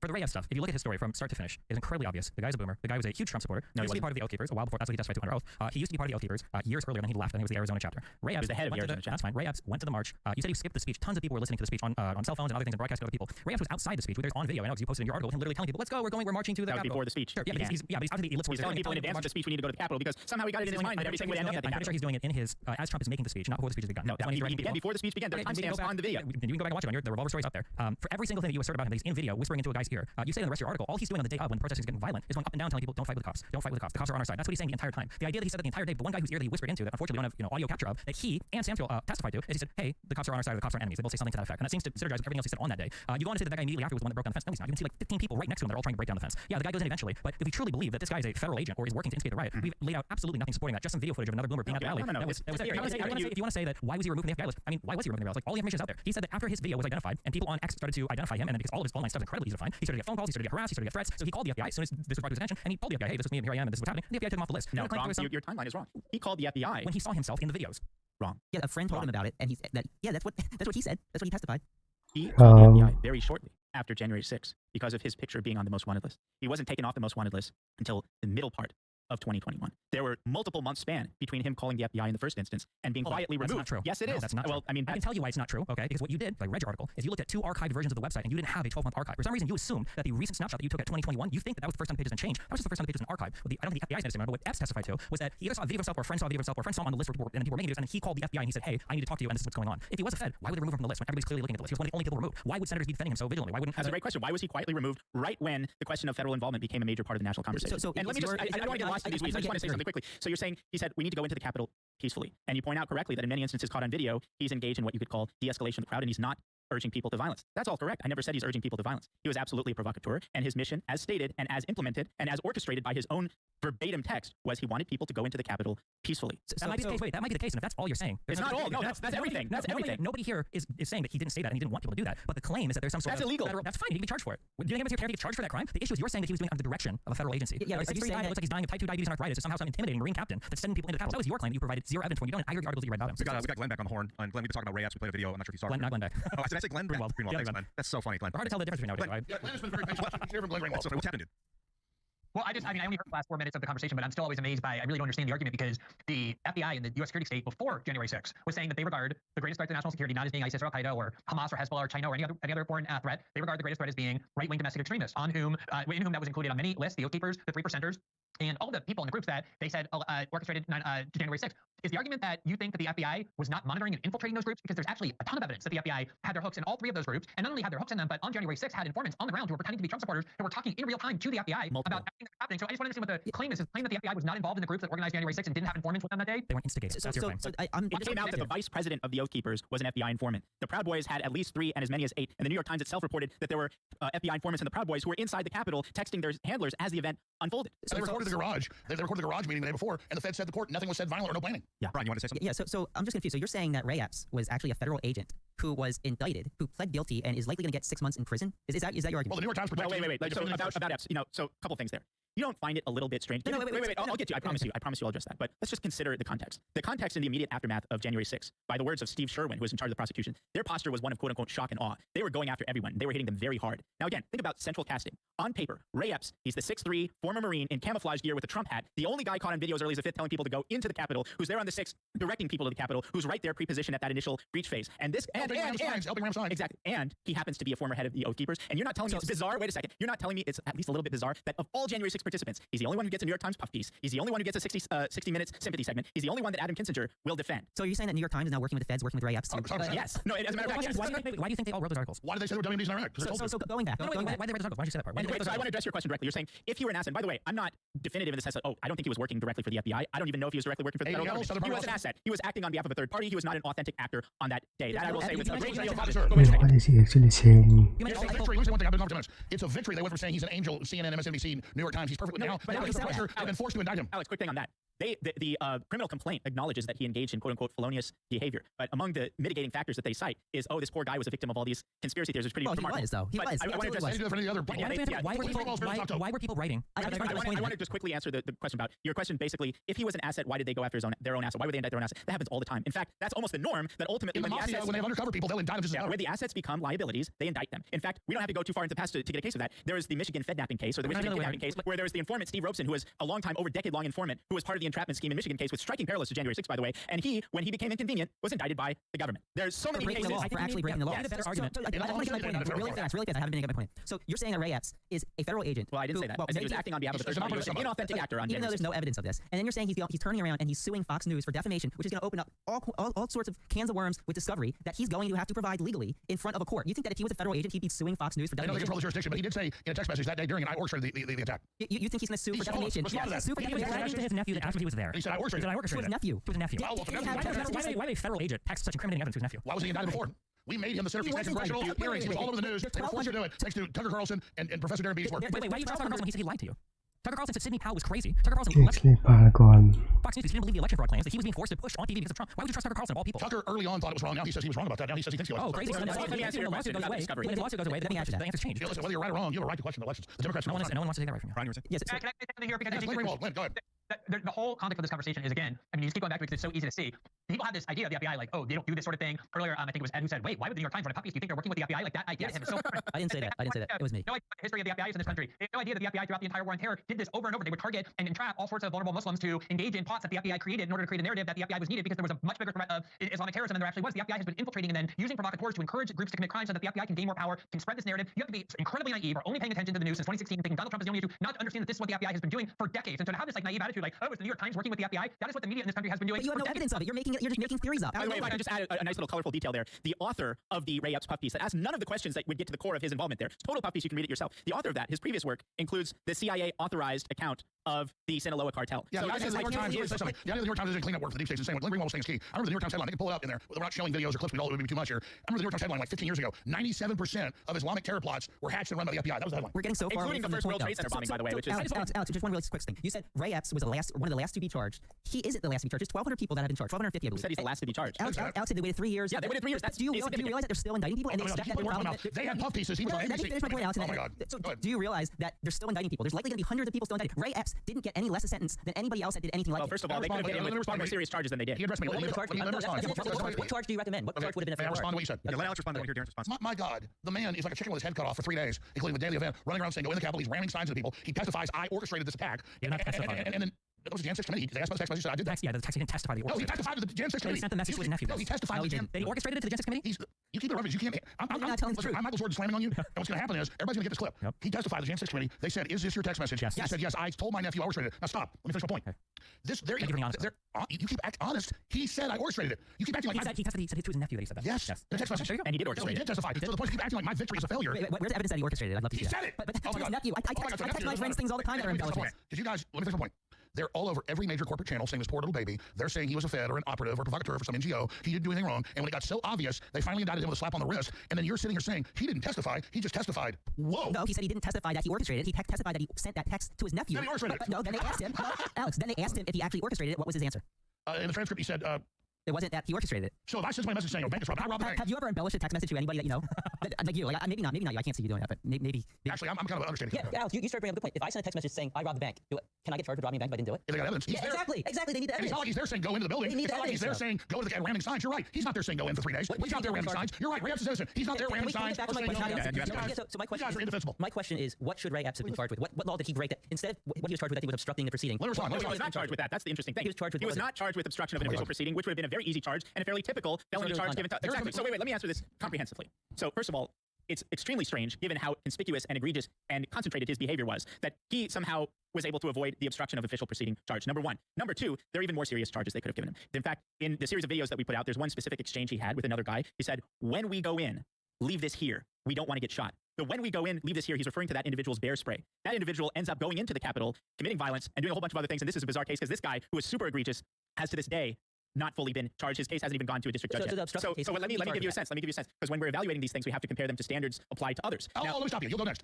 Owen Schroyer, I've known him 8 years. He's a badass guy that helps disabled children and is literally like a super good person. No criminal issues in his life other than protesting. He is with me saying don't go in. They charge him, and in the charging documents say Owen's lying. He doesn't work for InfoWars. That's in the charging documents, the sentencing documents. The judge says I'm putting you in these months in federal prison because you just questioned the election again and gave 3 examples where he did it. So Owen spends months in a federal prison. Why don't you talk about the deferred agreement that he had in 2019? I agree. I will. Code Tape runs around and protesting. He put tape over his mouth when they were letting leftists run around and throw red paint in Congress, and they said, sir, you can't do that. And he agreed that he wouldn't do it. And he didn't protest. He went there to as a journalist. He was in a restricted area, though. No, he was on. Listen, Ray Epps is not. Listen. Owen is there with me saying, don't go in. He agreed he would not protest. He was there saying, don't go in the Capitol, and you're not going to defend him going to prison. But he pled guilty to everything that he got charged with. Because it's a rigged D.C. court.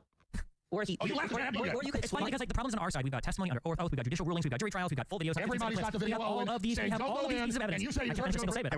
Yeah. The problem is something. My reporter deserves to go to jail for being there and trying to keep he had to prove it. He pled guilty. What are you doing in a rigged D.C. court? Besides your case. Yeah. Innocent fight. If you have evidence that you're innocent fight, but there was no evidence because he broke the agreement that he signed, and then he pled guilty and said I broke the agreement that I signed and agreed to the sentence, the sentencing guidelines. And Trump should be able to run for us. Also, this entire argument has been you again arguing for an insurrection, for rebellion. All we have, everything we have over here is actual testimony under oath, actual ruling.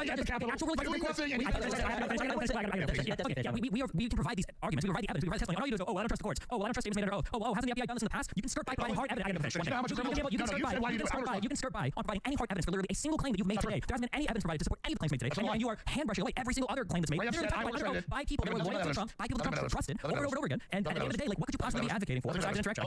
You just said, I talk, you get really afraid. I appreciate that. You just said, when I defended Owen, you just said, here you are advocating for insurrection again. Exact quote. A guy saying, don't go in the Capitol as a reporter, and you don't even stand up for the First Amendment. Do you trust the courts? I don't think most Americans do. That's when you have real if you don't trust the court, real revolution. What are you doing in a real revolution? Hey, listen, we're not trying to go there right now. We are there right now. We just waited. It's January 6th. There's any time to go there. Don't worry.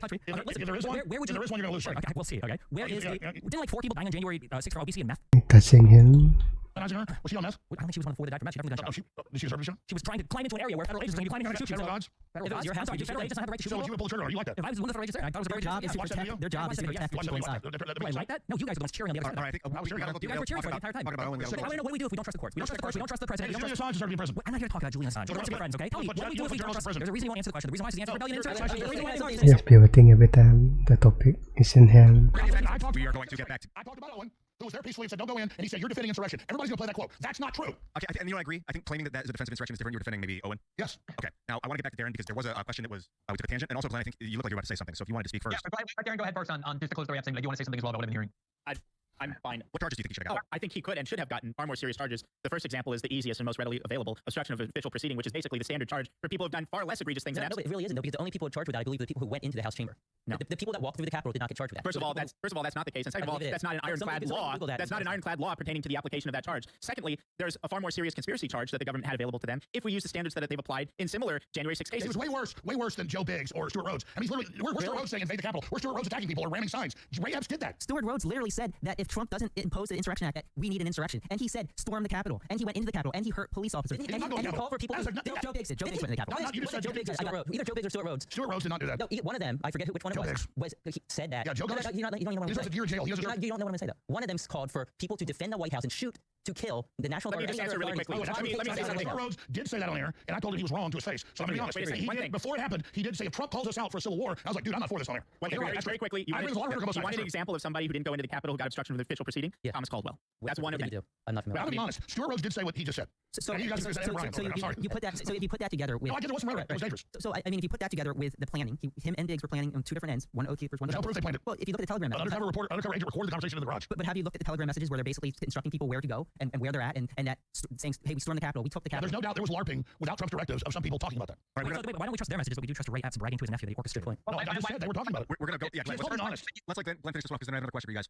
Yeah, the whole thing, like listening to them, honestly, it's like listening. I don't mean to be insulting. I'm just saying this. You know, it's what it sounds like. Like 7th graders who learn civics class have this understanding of how the U.S. government works. Like, oh, the FBI investigate and they discover crimes, and then they go to the courts, and the courts are very honest, and the courts are apolitical, and the courts make rulings, and everything that has happened in January 6th. And you can even look at the people they picked and choose who to expand the law. The people who ended up getting prosecuted on felony counts, even though they were nonviolent, had these incredibly novel interpretations of law that were used against them to turn nonviolent demonstration and nonviolent political protest into felony by taking this post-Enron law and giving it a stretch meaning that it never had before. And the reason so many of them plead guilty is because they know that if they go into court, they're going to have rulings against them because a lot of these judges, especially in Washington, are not only Democratic Party judges, but the entire system is furious to watch people go and put their feet up on Nancy Pelosi's desk. So the entire system decided that this has to be punished regardless of what the law provides. You had the FBI with their hooks inside all of these groups, but I do understand that if you believe in this like story of American propaganda that the FBI is these upstanding law enforcement people and they don't do that and then the courts go and make rulings, then you're going to end up with this image of what the three of them have, which is this idea that this was one of the worst attacks in American history. The courts have ruled everything the government did in this case is consistent with their long-standing view before January 6th that these groups are criminal groups. They need to be criminalized. Trump's movement is a threat to the United States, and the entire part of January 6th was designed to define them as an insurrectionary movement so that they could criminalize them, which is exactly what they're doing. 890 convictions or guilty pleas, 2 acquittals, 2. I'm speaking at the same time. 92. So is that They're not defensive insurrection. 170 or so were for violent acts. A tiny number, a small percentage. Yeah, and the Supreme Court is, and they should be. Understand that usually what happens in the United States with nonviolent protesters or even with violent protesters is they don't get charged with anything. A tiny percentage of people who use violence throughout all of the Black Lives Matter protests ended up in jail because the ideology in which they were protesting was one that was considered positive and friendly by the institutions of authority. They were on the side of Black Lives Matter. They didn't prosecute that. The Trump movement and the right-wing extremists, as the government calls them, are considered enemies of the state. And that was why the entire law enforcement mechanism was destroyed. If you want to actually make I'll take a 5-minute break. Let me finish. It's not the same to compare Black Lives Matter protesters and protesters who entered the Capitol building during the certification of the election. Those are not. That's like Democrats have bombed the U.S. Capitol. Democrats have bombed it. Courthouses burned down police stations, and they had within them people who were insurrectionary. They should have. They got charged. Barely any of them got charged. There are plenty of them that were charged. I'll just say one thing. I'm going to say one thing. I'll take a break here. Yeah, we're actually all going to be taking a short 5 minutes. I'm just going to say this right now. Ladies and gentlemen, We saw billions of dollars of stuff burned down. We saw all the killings, and we never said all Democrats are involved in that. Biden gave a speech yesterday that was Hitlerian, in my view, literally saying everyone in D.C. was a terrorist. They're all bad. You can't vote for Trump. We're taking him off the ballot. America's going into martial law to stop him. Our republic is in danger. I got the transcript right here. Yeah, everyone thinks he's a terrorist. That's a Biden direct quote. Is it Hunter Biden or Joe Biden? I know you love Hunter, but the point is this was a hysterical diatribe. This is dangerous. So Alex, what if instead of the Capitol was the White House and there's thousands of people at the White House fence and they push through the fence, do you think those people deserve more of a criminal penalty than people that were rioting in, I don't know, L.A.? No, I mean, it turns out they were the directive of foreign power. No, it was a bunch of Americans. Did they kill a cop? It's a crime. If a bunch of Americans, when Trump was in the White House, stormed the White House With fence guns. with weapons and made it past, actually got shot? made it past the fence. The Trump supporter shot us. They made it past the fence, and they were at the doors of the White House. Do you think that they would act? When Trump asked for the National Guard to stop that, Milley said no. Trump didn't ask for the National Guard. He didn't ask for the National It's Guard. on record saying I threatened to resign. If That wasn't January 6th. That was weeks You before. just said about the White House. Yeah, but nobody was actually. I'm giving you specifics. Did anybody cross police barricades into the White House? You know what I saw was the police after a little bit of a fight open the doors and wave people in, and a bunch They of didn't wave people in. Oh my God! Everybody, get the footage. What is one clip out of 40,000 hours? There's no hundreds of clips of people waving people through the door. What I saw were people breaking the windows, climbing through broken windows, unlocking multiple doors, and letting other people in. Once in, police were forced to basically de-escalate the situation and make sure that the Congress people were protected. At that point, they were outnumbered 10-1, the Capitol Police to the rioters. At that point, those videos where they're walking alongside people, they're funneling them into the I was there. You weren't in the Capitol, and I give you credit for that. You knew when to turn around. The Wall Street Journal said I was cowardly on top of a car commanding people to invade. But thank God Jack Posobiec, because I didn't have Twitter then, put the video on me saying don't go in. I got to the middle of it. Man, I'm glad you did, and you made the right decision. When you're there with 300,000 people, it's a million in town, and they don't even know what's happening from. They're being guided in. A lot of those innocent people that just walked to the Capitol have been sent to prison. All right, we're going to take a, well, actually, we're not going to take a break, maybe. But I want to ask you guys, talking about these people in prison, these prison sentences. So I want to talk to you briefly about if you think these prison sentences some of these people are getting are justified or not. And then we're going to take questions from the audience from Zero Hedge Premium. So if you haven't signed up at ZeroHedge.com, sign up for the premium service, and you'll get a question before we wrap. But what do you guys think? I mean, let me start with you, Darren, because I haven't heard from you. Oh, wait, I don't want to wrap. Unless I take a break. A lot of people are tuning in now. I'll keep having this debate all day long. Yeah, we might keep going. But Darren, what do you think about the prison sentences in general that these people have been getting? I think they're completely overblown, and they're, it's consistent with what we're talking about, this amplification of January 6th into this false domestic terrorist act. And, the stakes, what are the stakes involved? The reason it's being amplified in this fashion is to justify the further weaponization of the national security apparatus against Trump supporters and to suppress the energies associated with Trump's movement. Therefore, you have these crazy sentencing. I think they're all crazy. Even those top sentences for the Proud Boys and Oath Keepers, 20 years, 18 years, it's simply insane when you think about, again, all of it has to be comparative. There are people guilty of murder who get less prison time. And the self-described, self-professed posture of the DOJ in the immediate aftermath of January 6th is one of shock and awe, which ominously but kind of unwittingly, accurately recalls the Iraq War and the war on terror. This is not an accident. It's very fitting that the Department of Homeland Security is the tip of the spear when it comes to this repurposing of the national security apparatus. It was the Department of Homeland Security that said white supremacy just compare it to is the #1 national security threat, and by white supremacy, they mean Trump. All of these people have also said January 6th was a white supremacist insurrection. Hillary Clinton has said that MAGA is a white supremacist slogan, so that helps to contextualize and clarify what they mean when they say white supremacy is the #1 national security threat. And so basically, these people, even the people who committed illegal acts, are in effect political prisoners because of the political context of these prosecutions, which are vastly overblown and could only make sense within this political context of the weaponization not only of the national security state, but unfortunately now also the legal apparatus. And let's go on the line with Glenn again and all you guys, but I just want to say something. This is important, folks. In June of 2021, Biden put out a national security memorandum, which you just mentioned, saying right-wing extremism is the #1 threat. Then he defined that as white supremacism and then said questioning open borders, questioning elections, questioning lockdowns, questioning 4 shots. That's in the report. I've shown hundreds of times on air. It's literally declaring the people enemy. Then he gives a speech with his red background with Marines. I thought I was watching Adolf Hitler. And then yesterday he gives a speech saying they're taking over, they're in danger, we're at war, all off a riot at the Capitol. At best, it's a riot, and obviously provocateur. So this is a branding of 80 million voters plus as a political enemy. This is extremely totalitarian, extremely dangerous. And I was there. I know you're in a crowd of hundreds of thousands. Your tear gas is coming down. You can't even see what's happening at the Capitol. You're saying, don't go in there. We've got a stage. I go there. There's a stage. No one there. I mean, we were set up, and I was set up. Thank God that I waited 30, 40 minutes. I didn't know what to do. I was like, this is weird. I don't want to leave a crowd that's already left. I was there.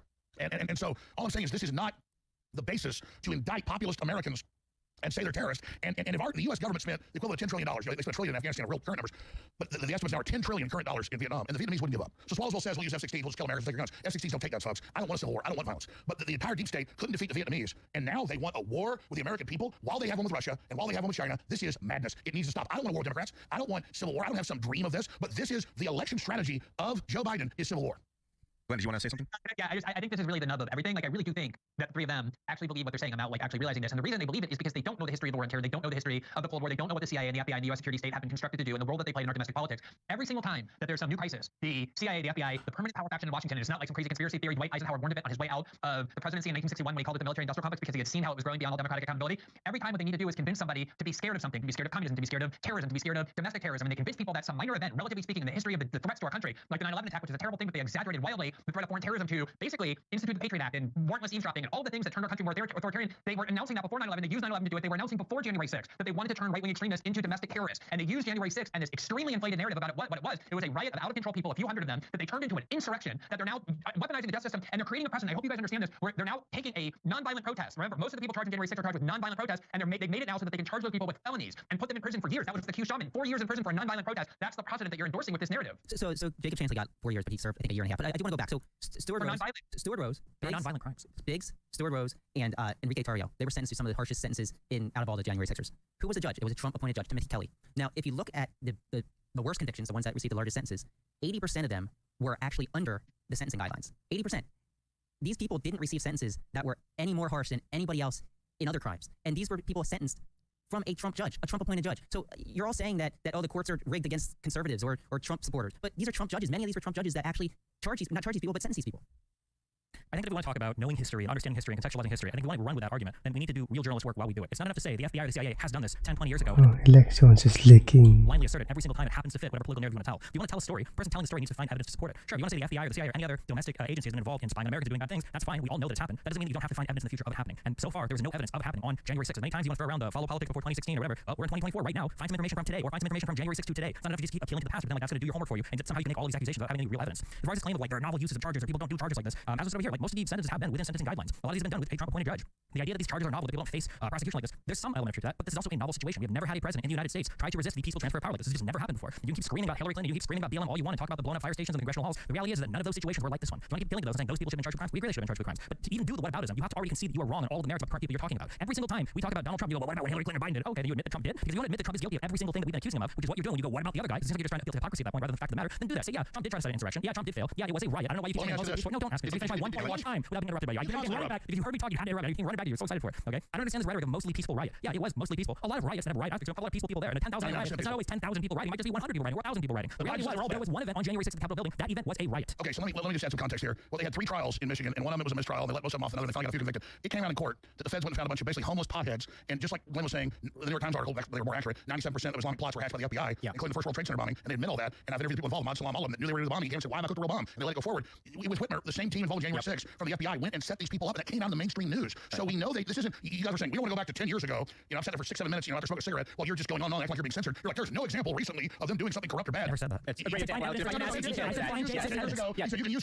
is a great point. This is a great point that Alex is making. You don't need to go back to the original war on terror. You don't need to go back to the ample antecedents that exist going way back into our nation's history. Just go back to the Michigan case. And the parallels to January 6th are striking. Look, almost half of the so-called plotters turned out to be either informants or federal agents. Sure. One of those federal agents had to recuse himself from the trial because he beat his wife on the way home from a swingers party. The second one had to recuse himself because he was moonlighting in his private security firm and leaking details of investigations in which he was involved. But in every single, it wasn't just that they were informants. Every active step instrumental to this so-called plot was undertaken by one of the informants or one of the agents. One of the informants, as I mentioned him, Steve Robeson, in the context of does the government ever burn its own informants? Almost all the time. And how many of the BLM riots were instigated by FBI? What? How many of the BLM riots were instigated by our own intelligence agencies? Well, they had agents in there. In fact, one of the guys, Sullivan, Jake Sullivan, he had a very complicated relationship. Antifa basically excluded him because of his relationship with the government, and they thought he was a fan. Absolutely, the feds infiltrated BLM. Why excluded his relationship with the government? He got excluded because that was insane. Because he was screaming at people to do all sorts of violence constantly. Nobody wanted to be around. It was on video in the Capitol saying, I told you we were going to stage it. I told you it was going to happen. Again, for Sullivan, there's no evidence of Sullivan communication. Why is it that when BLM pro-rioters, I guess you could say, aren't arrested as much as you want? Like, you know, you say the January 6ers were arrested at a much higher rate than the rioters. That's true. Okay, how come you don't say that? Much more property damage as a result of BLM. Here's the thing, though. Why don't you accuse those who aren't prosecuted for those riots of being federal agents? Well, in some cases they probably are, but at that scale, it's hard to have more there. How do you know? No. If you want to go conspiracy theory, I mean, let's touch all the bases. But I mean, Michigan is on record. First, the idea, again, that for the FBI to be infiltrating these groups is a conspiracy theory, again, it requires an understanding of the FBI that's childlike. And what Destiny was saying before is, we're just using what they've done in the past and therefore concluding they must be doing that in the future. He just ignored all the evidence we've been presenting for the last 2 hours, including the fact that the FBI, by their own admission, had informants in all 3 of the leading groups that organized January 6th and were talking to informants on the ground at the Capitol. Exactly. On that Who's the head of the FBI? Who's the head of the FBI? As far as January 6th defendants are concerned, it is true that they're getting sentences similar to what people get when they're charged with felonies. The point is that it is insane that nonviolent protesters are being charged with felonies in the United States. That is what never happens. And pointing to Black Lives Matter is not to say, oh yeah, that's whataboutism, so we're admitting that this was an insurrection, and that is too. The point is that what the government is doing, if you look at the disparate treatment between the two, is picking and choosing which movement they like ideologically and politically and which they don't, and punishing much more severely the one that they don't, which is what January 6th is about. Going into the Capitol building with weapons saying, hang Mike Pence. No, that's not a violent crime, but are you saying that doesn't warrant a felony conviction? I'll be honest. No, Alex, hold on 1 second. The majority of people who were charged with felonies in January 6th are non-violent offenders. What did they do, Glenn? What did they do? They created an interpretation of the law that was enacted after Enron that was designed to criminalize accountants from obstructing fraud. What did they do? Every single... If it's a non-violent protest, any non-violent protest now at the Capitol, you're glossing over the facts. People get 6 month sentences. Hold on, people get 6 month sentences for going in the damn thing being waved by police. That's but here's the facts. The people who got the felonies were either violent, they're taking part in a conspiracy, or they went into the House chamber. Those are the people who got it. The people who walked into the Capitol. That's not true. It is true. No, it's not. It absolutely. I just gave you a specific example earlier. One or two. Give me an example. What did he do? Thomas Caldwell. He was not violent, and he did not go into the Capitol. What did he do? Let's talk about Thomas Caldwell for a minute. Real quick, to Glenn's point, keep in mind that when you're saying that BLM wasn't treated the same because of the government and how you're not just alleging the federal government at that point, you're alleging every single state government and city municipality that's in charge of arresting people are all on the same page in terms of unfair. Almost all of the it's DC. feds are in charge of prosecuting everything in every state. Thomas Caldwell was part of the seditious conspiracy. He was part of the conspiracy by the Oath Keepers. That's why he's not charged with a felony.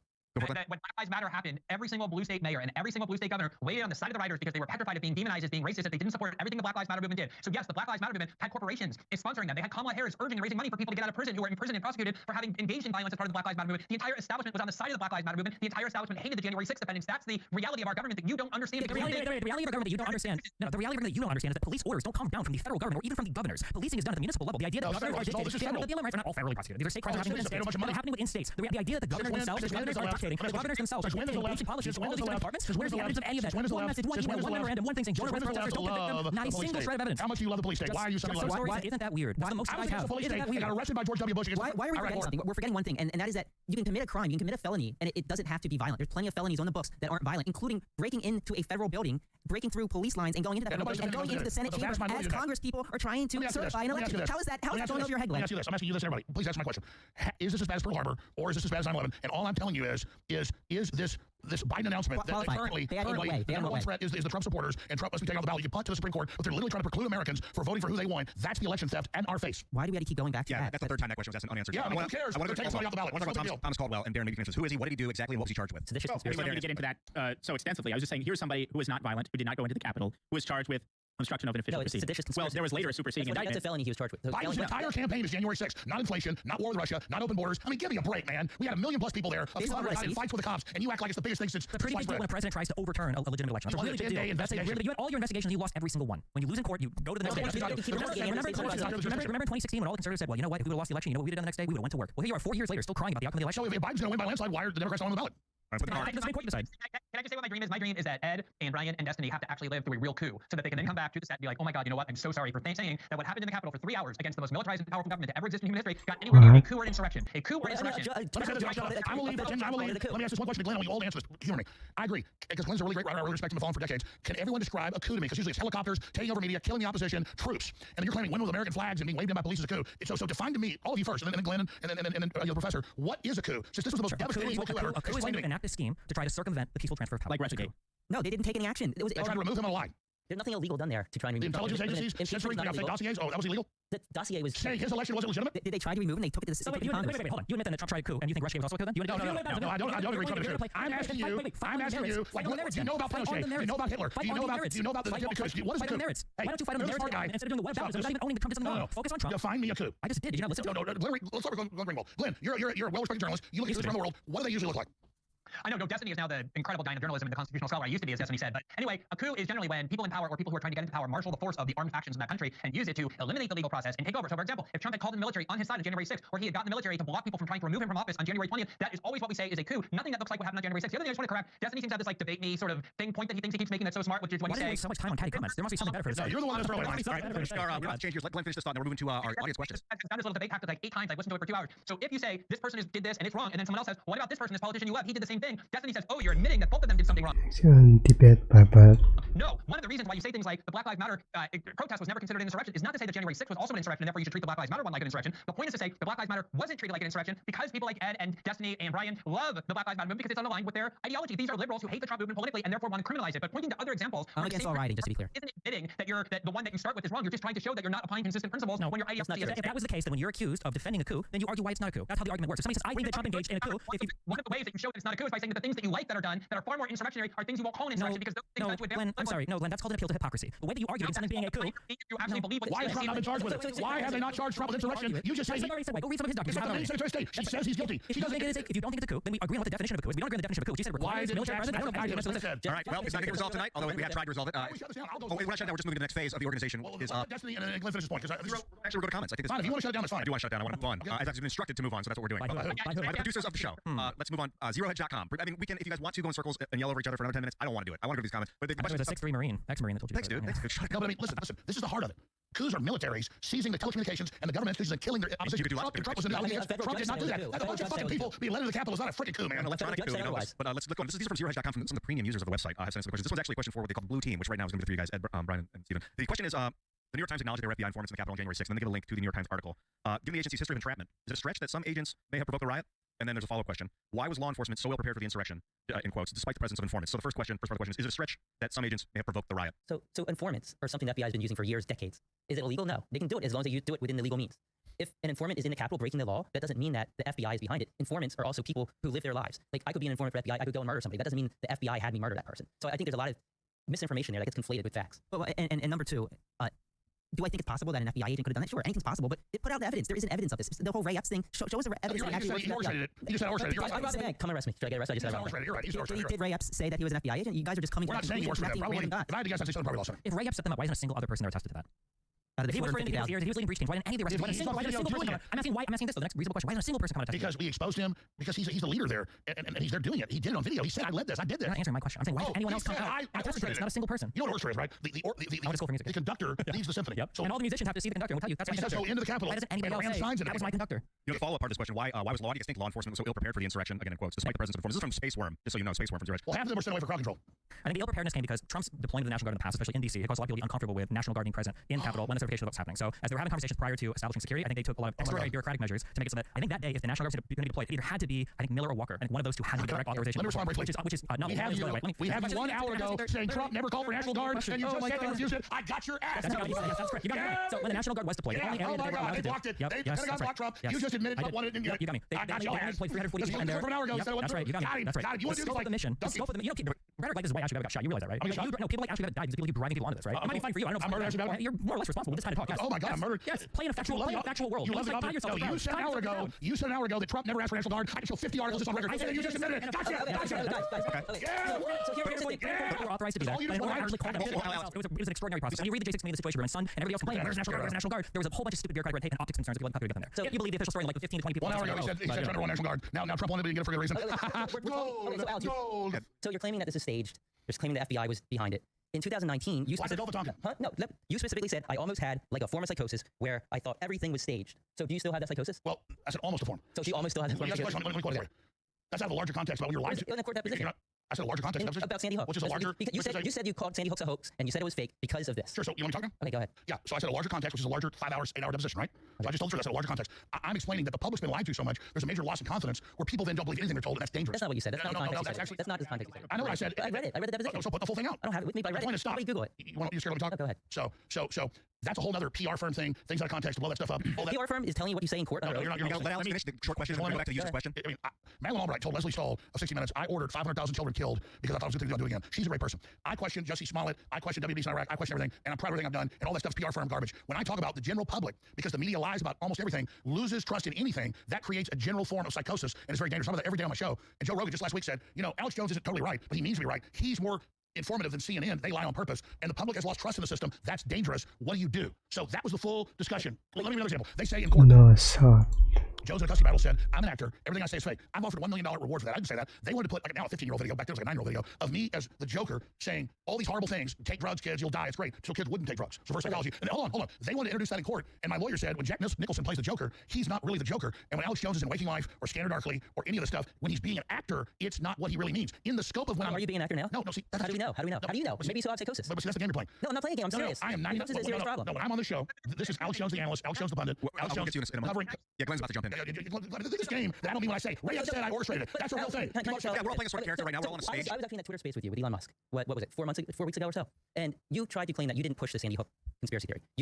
We're getting a field here. I'm basing this on the whole psychosis thing. This is a field. This is not in the scope of the discussion. Yeah, we really got to stick to the question. Focus on the user's question. You lied in that space. You did push it. You did say that was fake. You did. I have the quote right here. Let me read the quote. We're done. Glenn, I want to hear from Glenn. Glenn's about to speak. Let me finish. I said in the context of everything I've done, I wasn't deplatformed for questioning a school shooting. They dredged that up afterwards, and I barely ever talked about it. It wasn't even on our radar. But you said it was fake. No, if I'm on the air, after examining it for a year, you found that it was fake. All right, you know what? That's it. We're done with this fucking conversation. We're moving on to the user questions. As told, Glenn, you had something to say? Glenn, please. Yeah, first of all, I want to say that we are out of time here because it's been 3 hours, but I did just want to say I do think that attack on Alex is a bullshit attack. We're here because we want to talk about January 6th. We want to talk about whether we're talking about something. And to try and make it about Alex when there's 6 people here presenting all kinds of evidence that you're not equipped to deal with, I think it's just a pathetic way to try and end this debate. And the last thing I want to say is it's really given like a kind of amazingly vivid mindset into the minds of Trump-era liberals who have really come to see the U.S. security state and the courts and prosecutors as their political allies in their war that they're waging against people who disagree with them. And they have this like very romanticized view of what the FBI is, what the DOJ is, how the court systems work, how the federal government works. And all of this reveals this so well because what's happening here is so manifest, which is that all of these agencies are being abused because the Trump movement is considered the gravest threat to establishment power in this country, which is why the bipartisan establishment is against it. To try and make this about Alex and Sandy Hook is a really pathetic way to end the debate. I think you guys have done a good job defending your views. I think you should leave it at that. And we definitely have to go because it's been 3 hours. Well, we're not done. We're going to keep talking some questions. No, not right now. Can I answer the user's question? Give me 1 second. The only reason I scream is because I don't have a mute button for the people right now. I would prefer not to have to use my voice. I think you did a great job. Thank you. I think Glenn needs to go. We'll stay. Give us a 3-minute closing comment. All I'm trying to say is I didn't launch any wars. I didn't lie about WMDs. And to bring that in is... There's a point to it, though. His point was just that if you were lying about that, or if you had psychosis about that, how do we know that that's not coming about? Half the show we talked about... I did not say I had psychosis. Half of the show we talked about feds, and you... No, I talked to... If you look at the full clip of the transcript, I said there's a larger lie when we're lied to and lose trust. Then out of that, when no one knows what's true, it creates a lot of problems. So the reason I went back to that is because in that Twitter space, you said that you didn't push it. You said that you just regurgitated other people's information. And that's not true. You told that's not true. I want to shut this down. Okay. I'm scared of this. I'm sick of it. I didn't make my bones on this. I barely ever talked about it. They introduced 22 minutes in these court cases over a decade. 22 minutes, dude. No, I didn't. That's not what I'm doing. You guys bring it up. And fine. Hey, Madeline Albright says you killed 500,000 kids. You do again. I killed no kids. I'm sick of it. Come on, guys. Let's talk about what the people are paying. They want questions. We have some legitimate people. But Glenn says he wants to leave. I love Glenn Greenwald. No, let's go. Let's go. Before staying out with me tonight. Okay, we're going to the second question. Darren, did you want to follow up? I wanted to answer the user's question about the lack of preparation because it involves a lot more than the question of the National Guard. For additional context, there's the Norfolk memo coming out of the Norfolk office of the FBI, extensively cataloging threats to the Capitol, including maps of tunnels, all kinds of indications that there was going to be a major event at the Capitol on that day. There was extensive government infiltration of every single militia group imputed to January 6th. Up to the very, very highest levels. We know that Enrique Tarrio had an extensive conversation with the head of Metro PD Intel. And that's just one example. We know the VP of the Oath Keepers was an FBI informant. We know there are at least 8 other informants in the Proud Boys, including informants who were texting their handlers simultaneously as they were in the Capitol and as the events unfolded. We know the Oath Keeper Jeremy Brown, who has been attacked and persecuted by the government. Why? Because when he was approached by JTTF agents in December of 2020 to recruit him as an informant, he recorded the exchange and the encounter and put it out there on the internet. The JTTF agent said, there's something going to happen in January. We want you to be an informant for us. We know that there were several influencers, including Milo, who Parlered, or whatever the tweet version is for Parler, put out a message on January 5th saying, I was just approached by federal agents. Whatever they have planned on the 6th is huge. Don't go there. That's just a number of examples. Oh, yeah. And there was Donnell Harvin. He was the head of the Homeland Security Office for the DC Fusion Center. His predictions that guy were remarkably specific and accurate. His office came up with the idea that we need to have body bags. We need to focus on the Capitol at 1 o'clock. Specifically, we need to be concerned with explosives planted on side streets that could serve a diversionary effect, therefore allowing for an attack on the Capitol. These are just some of the highlights of examples of the government being in a position to know in advance what was going on. And it wasn't just that there was an ordinary level of security at the Capitol, which is inconceivable when you think of the fact that there was a major proceeding there, that Trump was there giving a speech. Ordinarily, there would be threat assessments, which there weren't. It's not just that there was ordinary level of security. There was a uniquely absent security on that day, uniquely poor security on a day with a major certification proceeding, on a day in which President Trump was there to give a major speech on a very controversial question directly pertinent to that proceeding. So Darren, there's 1,250 people who were indicted thus far. Because they didn't know they're going to be there. How many of them brought up as evidence in court that they were enticed or led into the building or led to do crimes by federal agents? Well, there are actually quite a few. How many of those? Oh, I would count them, but it's not. But was any of that evidence actually admitted in court?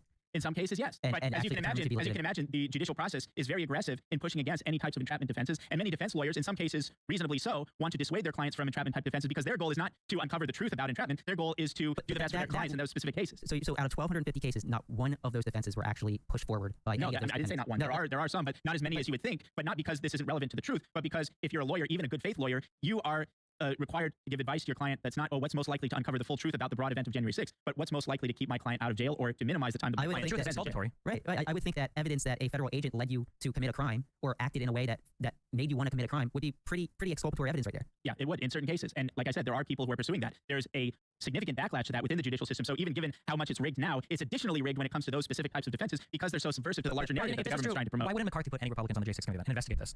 Well, McCarthy isn't exactly someone who's aggressively interested in pursuing the truth on this either. Okay, why not appoint like a special counsel or appoint something separate then from Congress? Well, I think that would be a fantastic idea, but again, why didn't Trump do it? Why didn't Trump do it? Trump's not in a position to do it. Yeah, but right after J6 before he gets take that one. Well, I mean, why not on the day before if you think there's? I mean, there's not a really window of opportunity for that to happen. A lot of other stuff is going on. Doesn't it suck then that like you can provide absolutely no smoking guns? I provided tons of evidence. No smoking guns. I provided overwhelming evidence. Not provided evidence. Overwhelming evidence. You've given a lot of stories, and now you've got an escape for every single way that you might actually discover what happened. I've been long a proponent for an investigative committee, but not the sham J6 committee. Well, they tried. No, the J6 committee is total sham. Why is the J6 committee a sham? Well, you really want to hear a good faith answer to that? Why it's partisan? Well, let's start with Benny Thompson. Now, no, I know the people on it were all partisan. That's true. But that's because McCarthy wouldn't put forth his nominees after Pelosi said no to 2 of 5. Well, first of all, I think those 2 should have been allowed. I'm not asking you that. I'm asking why did McCarthy put forth 2 other ones? Because he didn't want to legitimize a process that was totally illegitimate. So how convenient for you then that now we can also say the entire J6 committee? No, it's not convenient. It's not convenient for me. It's convenient for the regime. It's convenient for the regime not to have a legitimate and disinterested fact-finding commission to truly get to the bottom of the real questions that matter in relation to January 6th. There is no disinterested fact-finding. You guys say Comey was biased, even though he was a lifelong Republican. You say Raffensperger was biased, even though he was a lifelong Republican. You guys say that Barr was biased, even though he's been a lifelong Trump supporter. Yeah, you say Ray is biased. Like every single person. Yeah, so then there are no unbiased fact-finders. I didn't say there are none, but the specific names you mentioned, absolutely. William Barr. And how about yes? So all these Trump appointees, Trump. Yes, he made terrible appointments. To hire people, right? Well, I didn't say that's not my contention here. Who would be able to investigate this? I think there are some people who could. I think Jim Jordan who could. Jim Jordan was your example of an unbiased party. Jim Jordan was literally part of the investigation. I would say for there to be a legitimate committee, it would have to include people who are genuinely interested in pursuing not only the questions that Benny Thompson and the hyper-partisan Democrats wanted to find out, but people who are sympathetic to the other side who would be willing to pursue the questions that I've raised. So no one there. And have been raised that were not addressed at all in the committee because all they were interested in was demonizing Trump and setting up a criminal proceeding for Trump. They weren't interested in getting to the bottom of the questions. Why was there uniquely poor security? What was going on with the level of federal infiltration? These questions are all asked as part of it. It's an 847-page report. I invite you to read it at some point. The reality is that McCarthy at any point could have put 5 Republicans that he chose on that committee. But because Nancy Pelosi said no to 2 of them, I think Banks and Jordan, they were actively being investigated or would have been the subjects of the J6 committee, he said no to anything. And now we get to say it was all a sham, even though the majority of the people interviewed were Republicans, even though, as was stated earlier, every single person in a lot on the Republican issue, but it shouldn't be a surprise to you. Many Republicans' institutional apparatus of the party is not necessarily friendly to Trump. There are many Republicans that are hostile to Trump. If every single person in government, if every Republican, if every Democrat, if every judge, if every person in the United States that is in Trump's peripheral ends up hating Trump or not wanting to work with Trump, at what point? We're not saying every. At what point you are? At what point do you just say? I've been gone for 10 minutes. Maybe the problem. You can't just run down here and come out. At what point can we not say maybe Trump was actually genuinely a horrible person, or maybe Trump actually genuinely tried to circumvent legal processes in order to coup the government, or at least whatever you would call him asking Pence to unilaterally. Biden is trying to make it his #1 campaign issue about January 6th. It should be the #1 campaign issue. Wow, not inflation, not open borders, not human smuggling. The president tried to circumvent the peaceful transfer for the first time in U.S. history. This actually takes me to the next question. This is going to be our final question. This is a question from Fred C. And the question is, will Destiny address, quote, is white supremacy the biggest domestic threat faced by the United States? And I open up the panel after you answer there, Stephen. Domestic threat? I don't know how the FBI judges domestic threat. It wouldn't surprise me there's a lot of crossover with like white supremacy groups and then being like organized like a domestic threat, but my guess would be domestic threats in the U.S. is probably fairly low to the total security of the U.S. I don't really care much about it. But that's the official policy. Is white supremacism is #1 threat. What is that? That's not a policy, it's a statement. No, that's an executive order in June of 2021 put out by the What are negative policy choices? What are the bad things that are happening because of that declaration? They try to skew crime numbers. They say everything is that. I mean, this is like a major. They skew crime numbers. Everything is that. What do you mean?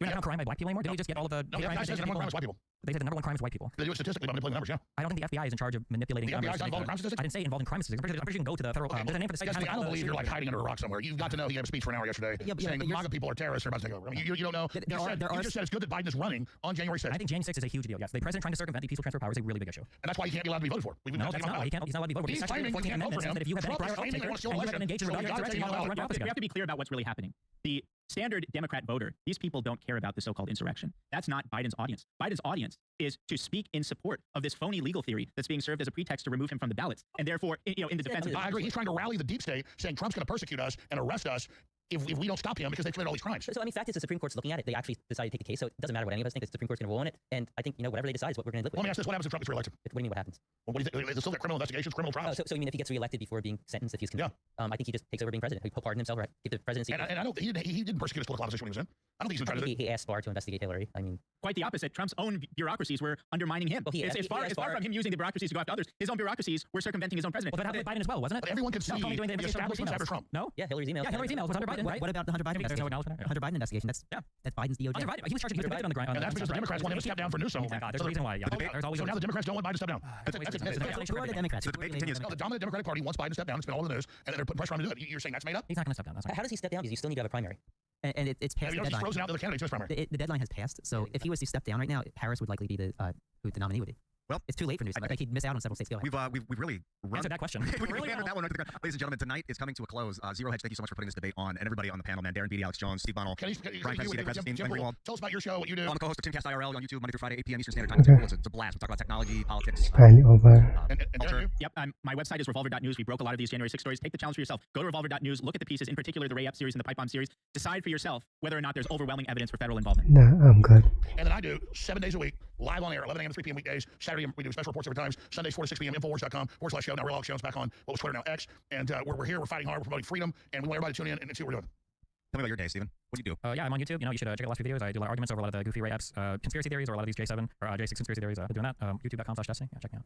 What about you, Brent? I'm on X, Krassentein. I do a lot of posts. I guess you can't call them tweets anymore about politics. I try to hear out both sides. Alex, I still read your post. Might not agree with them, but I try to hear out both sides. Give me feedback. I like countering points. I like listening. No, I want to congratulate everybody. This has been a great debate. Yeah, Ed, you on as well? Yeah, pretty much everything Brian said. Yeah, it has been spectacular. High energy, fast paced. It's intense. The first time I've ever moderated a debate with 5 people and then somebody on coming in digital, which has its own. And if you want to see more of this, the great folks at Zero Hedge, like you said, their subscription service, they want to do more of this. So this is the future. People want this. Zero Hedge debates all the way. Ladies and gentlemen, thank you so much for coming. Again, ZeroHedge.com. Thanks for putting this on to everyone at Zero Hedge, everyone in the audience. We love you. We love you. We'll see you later.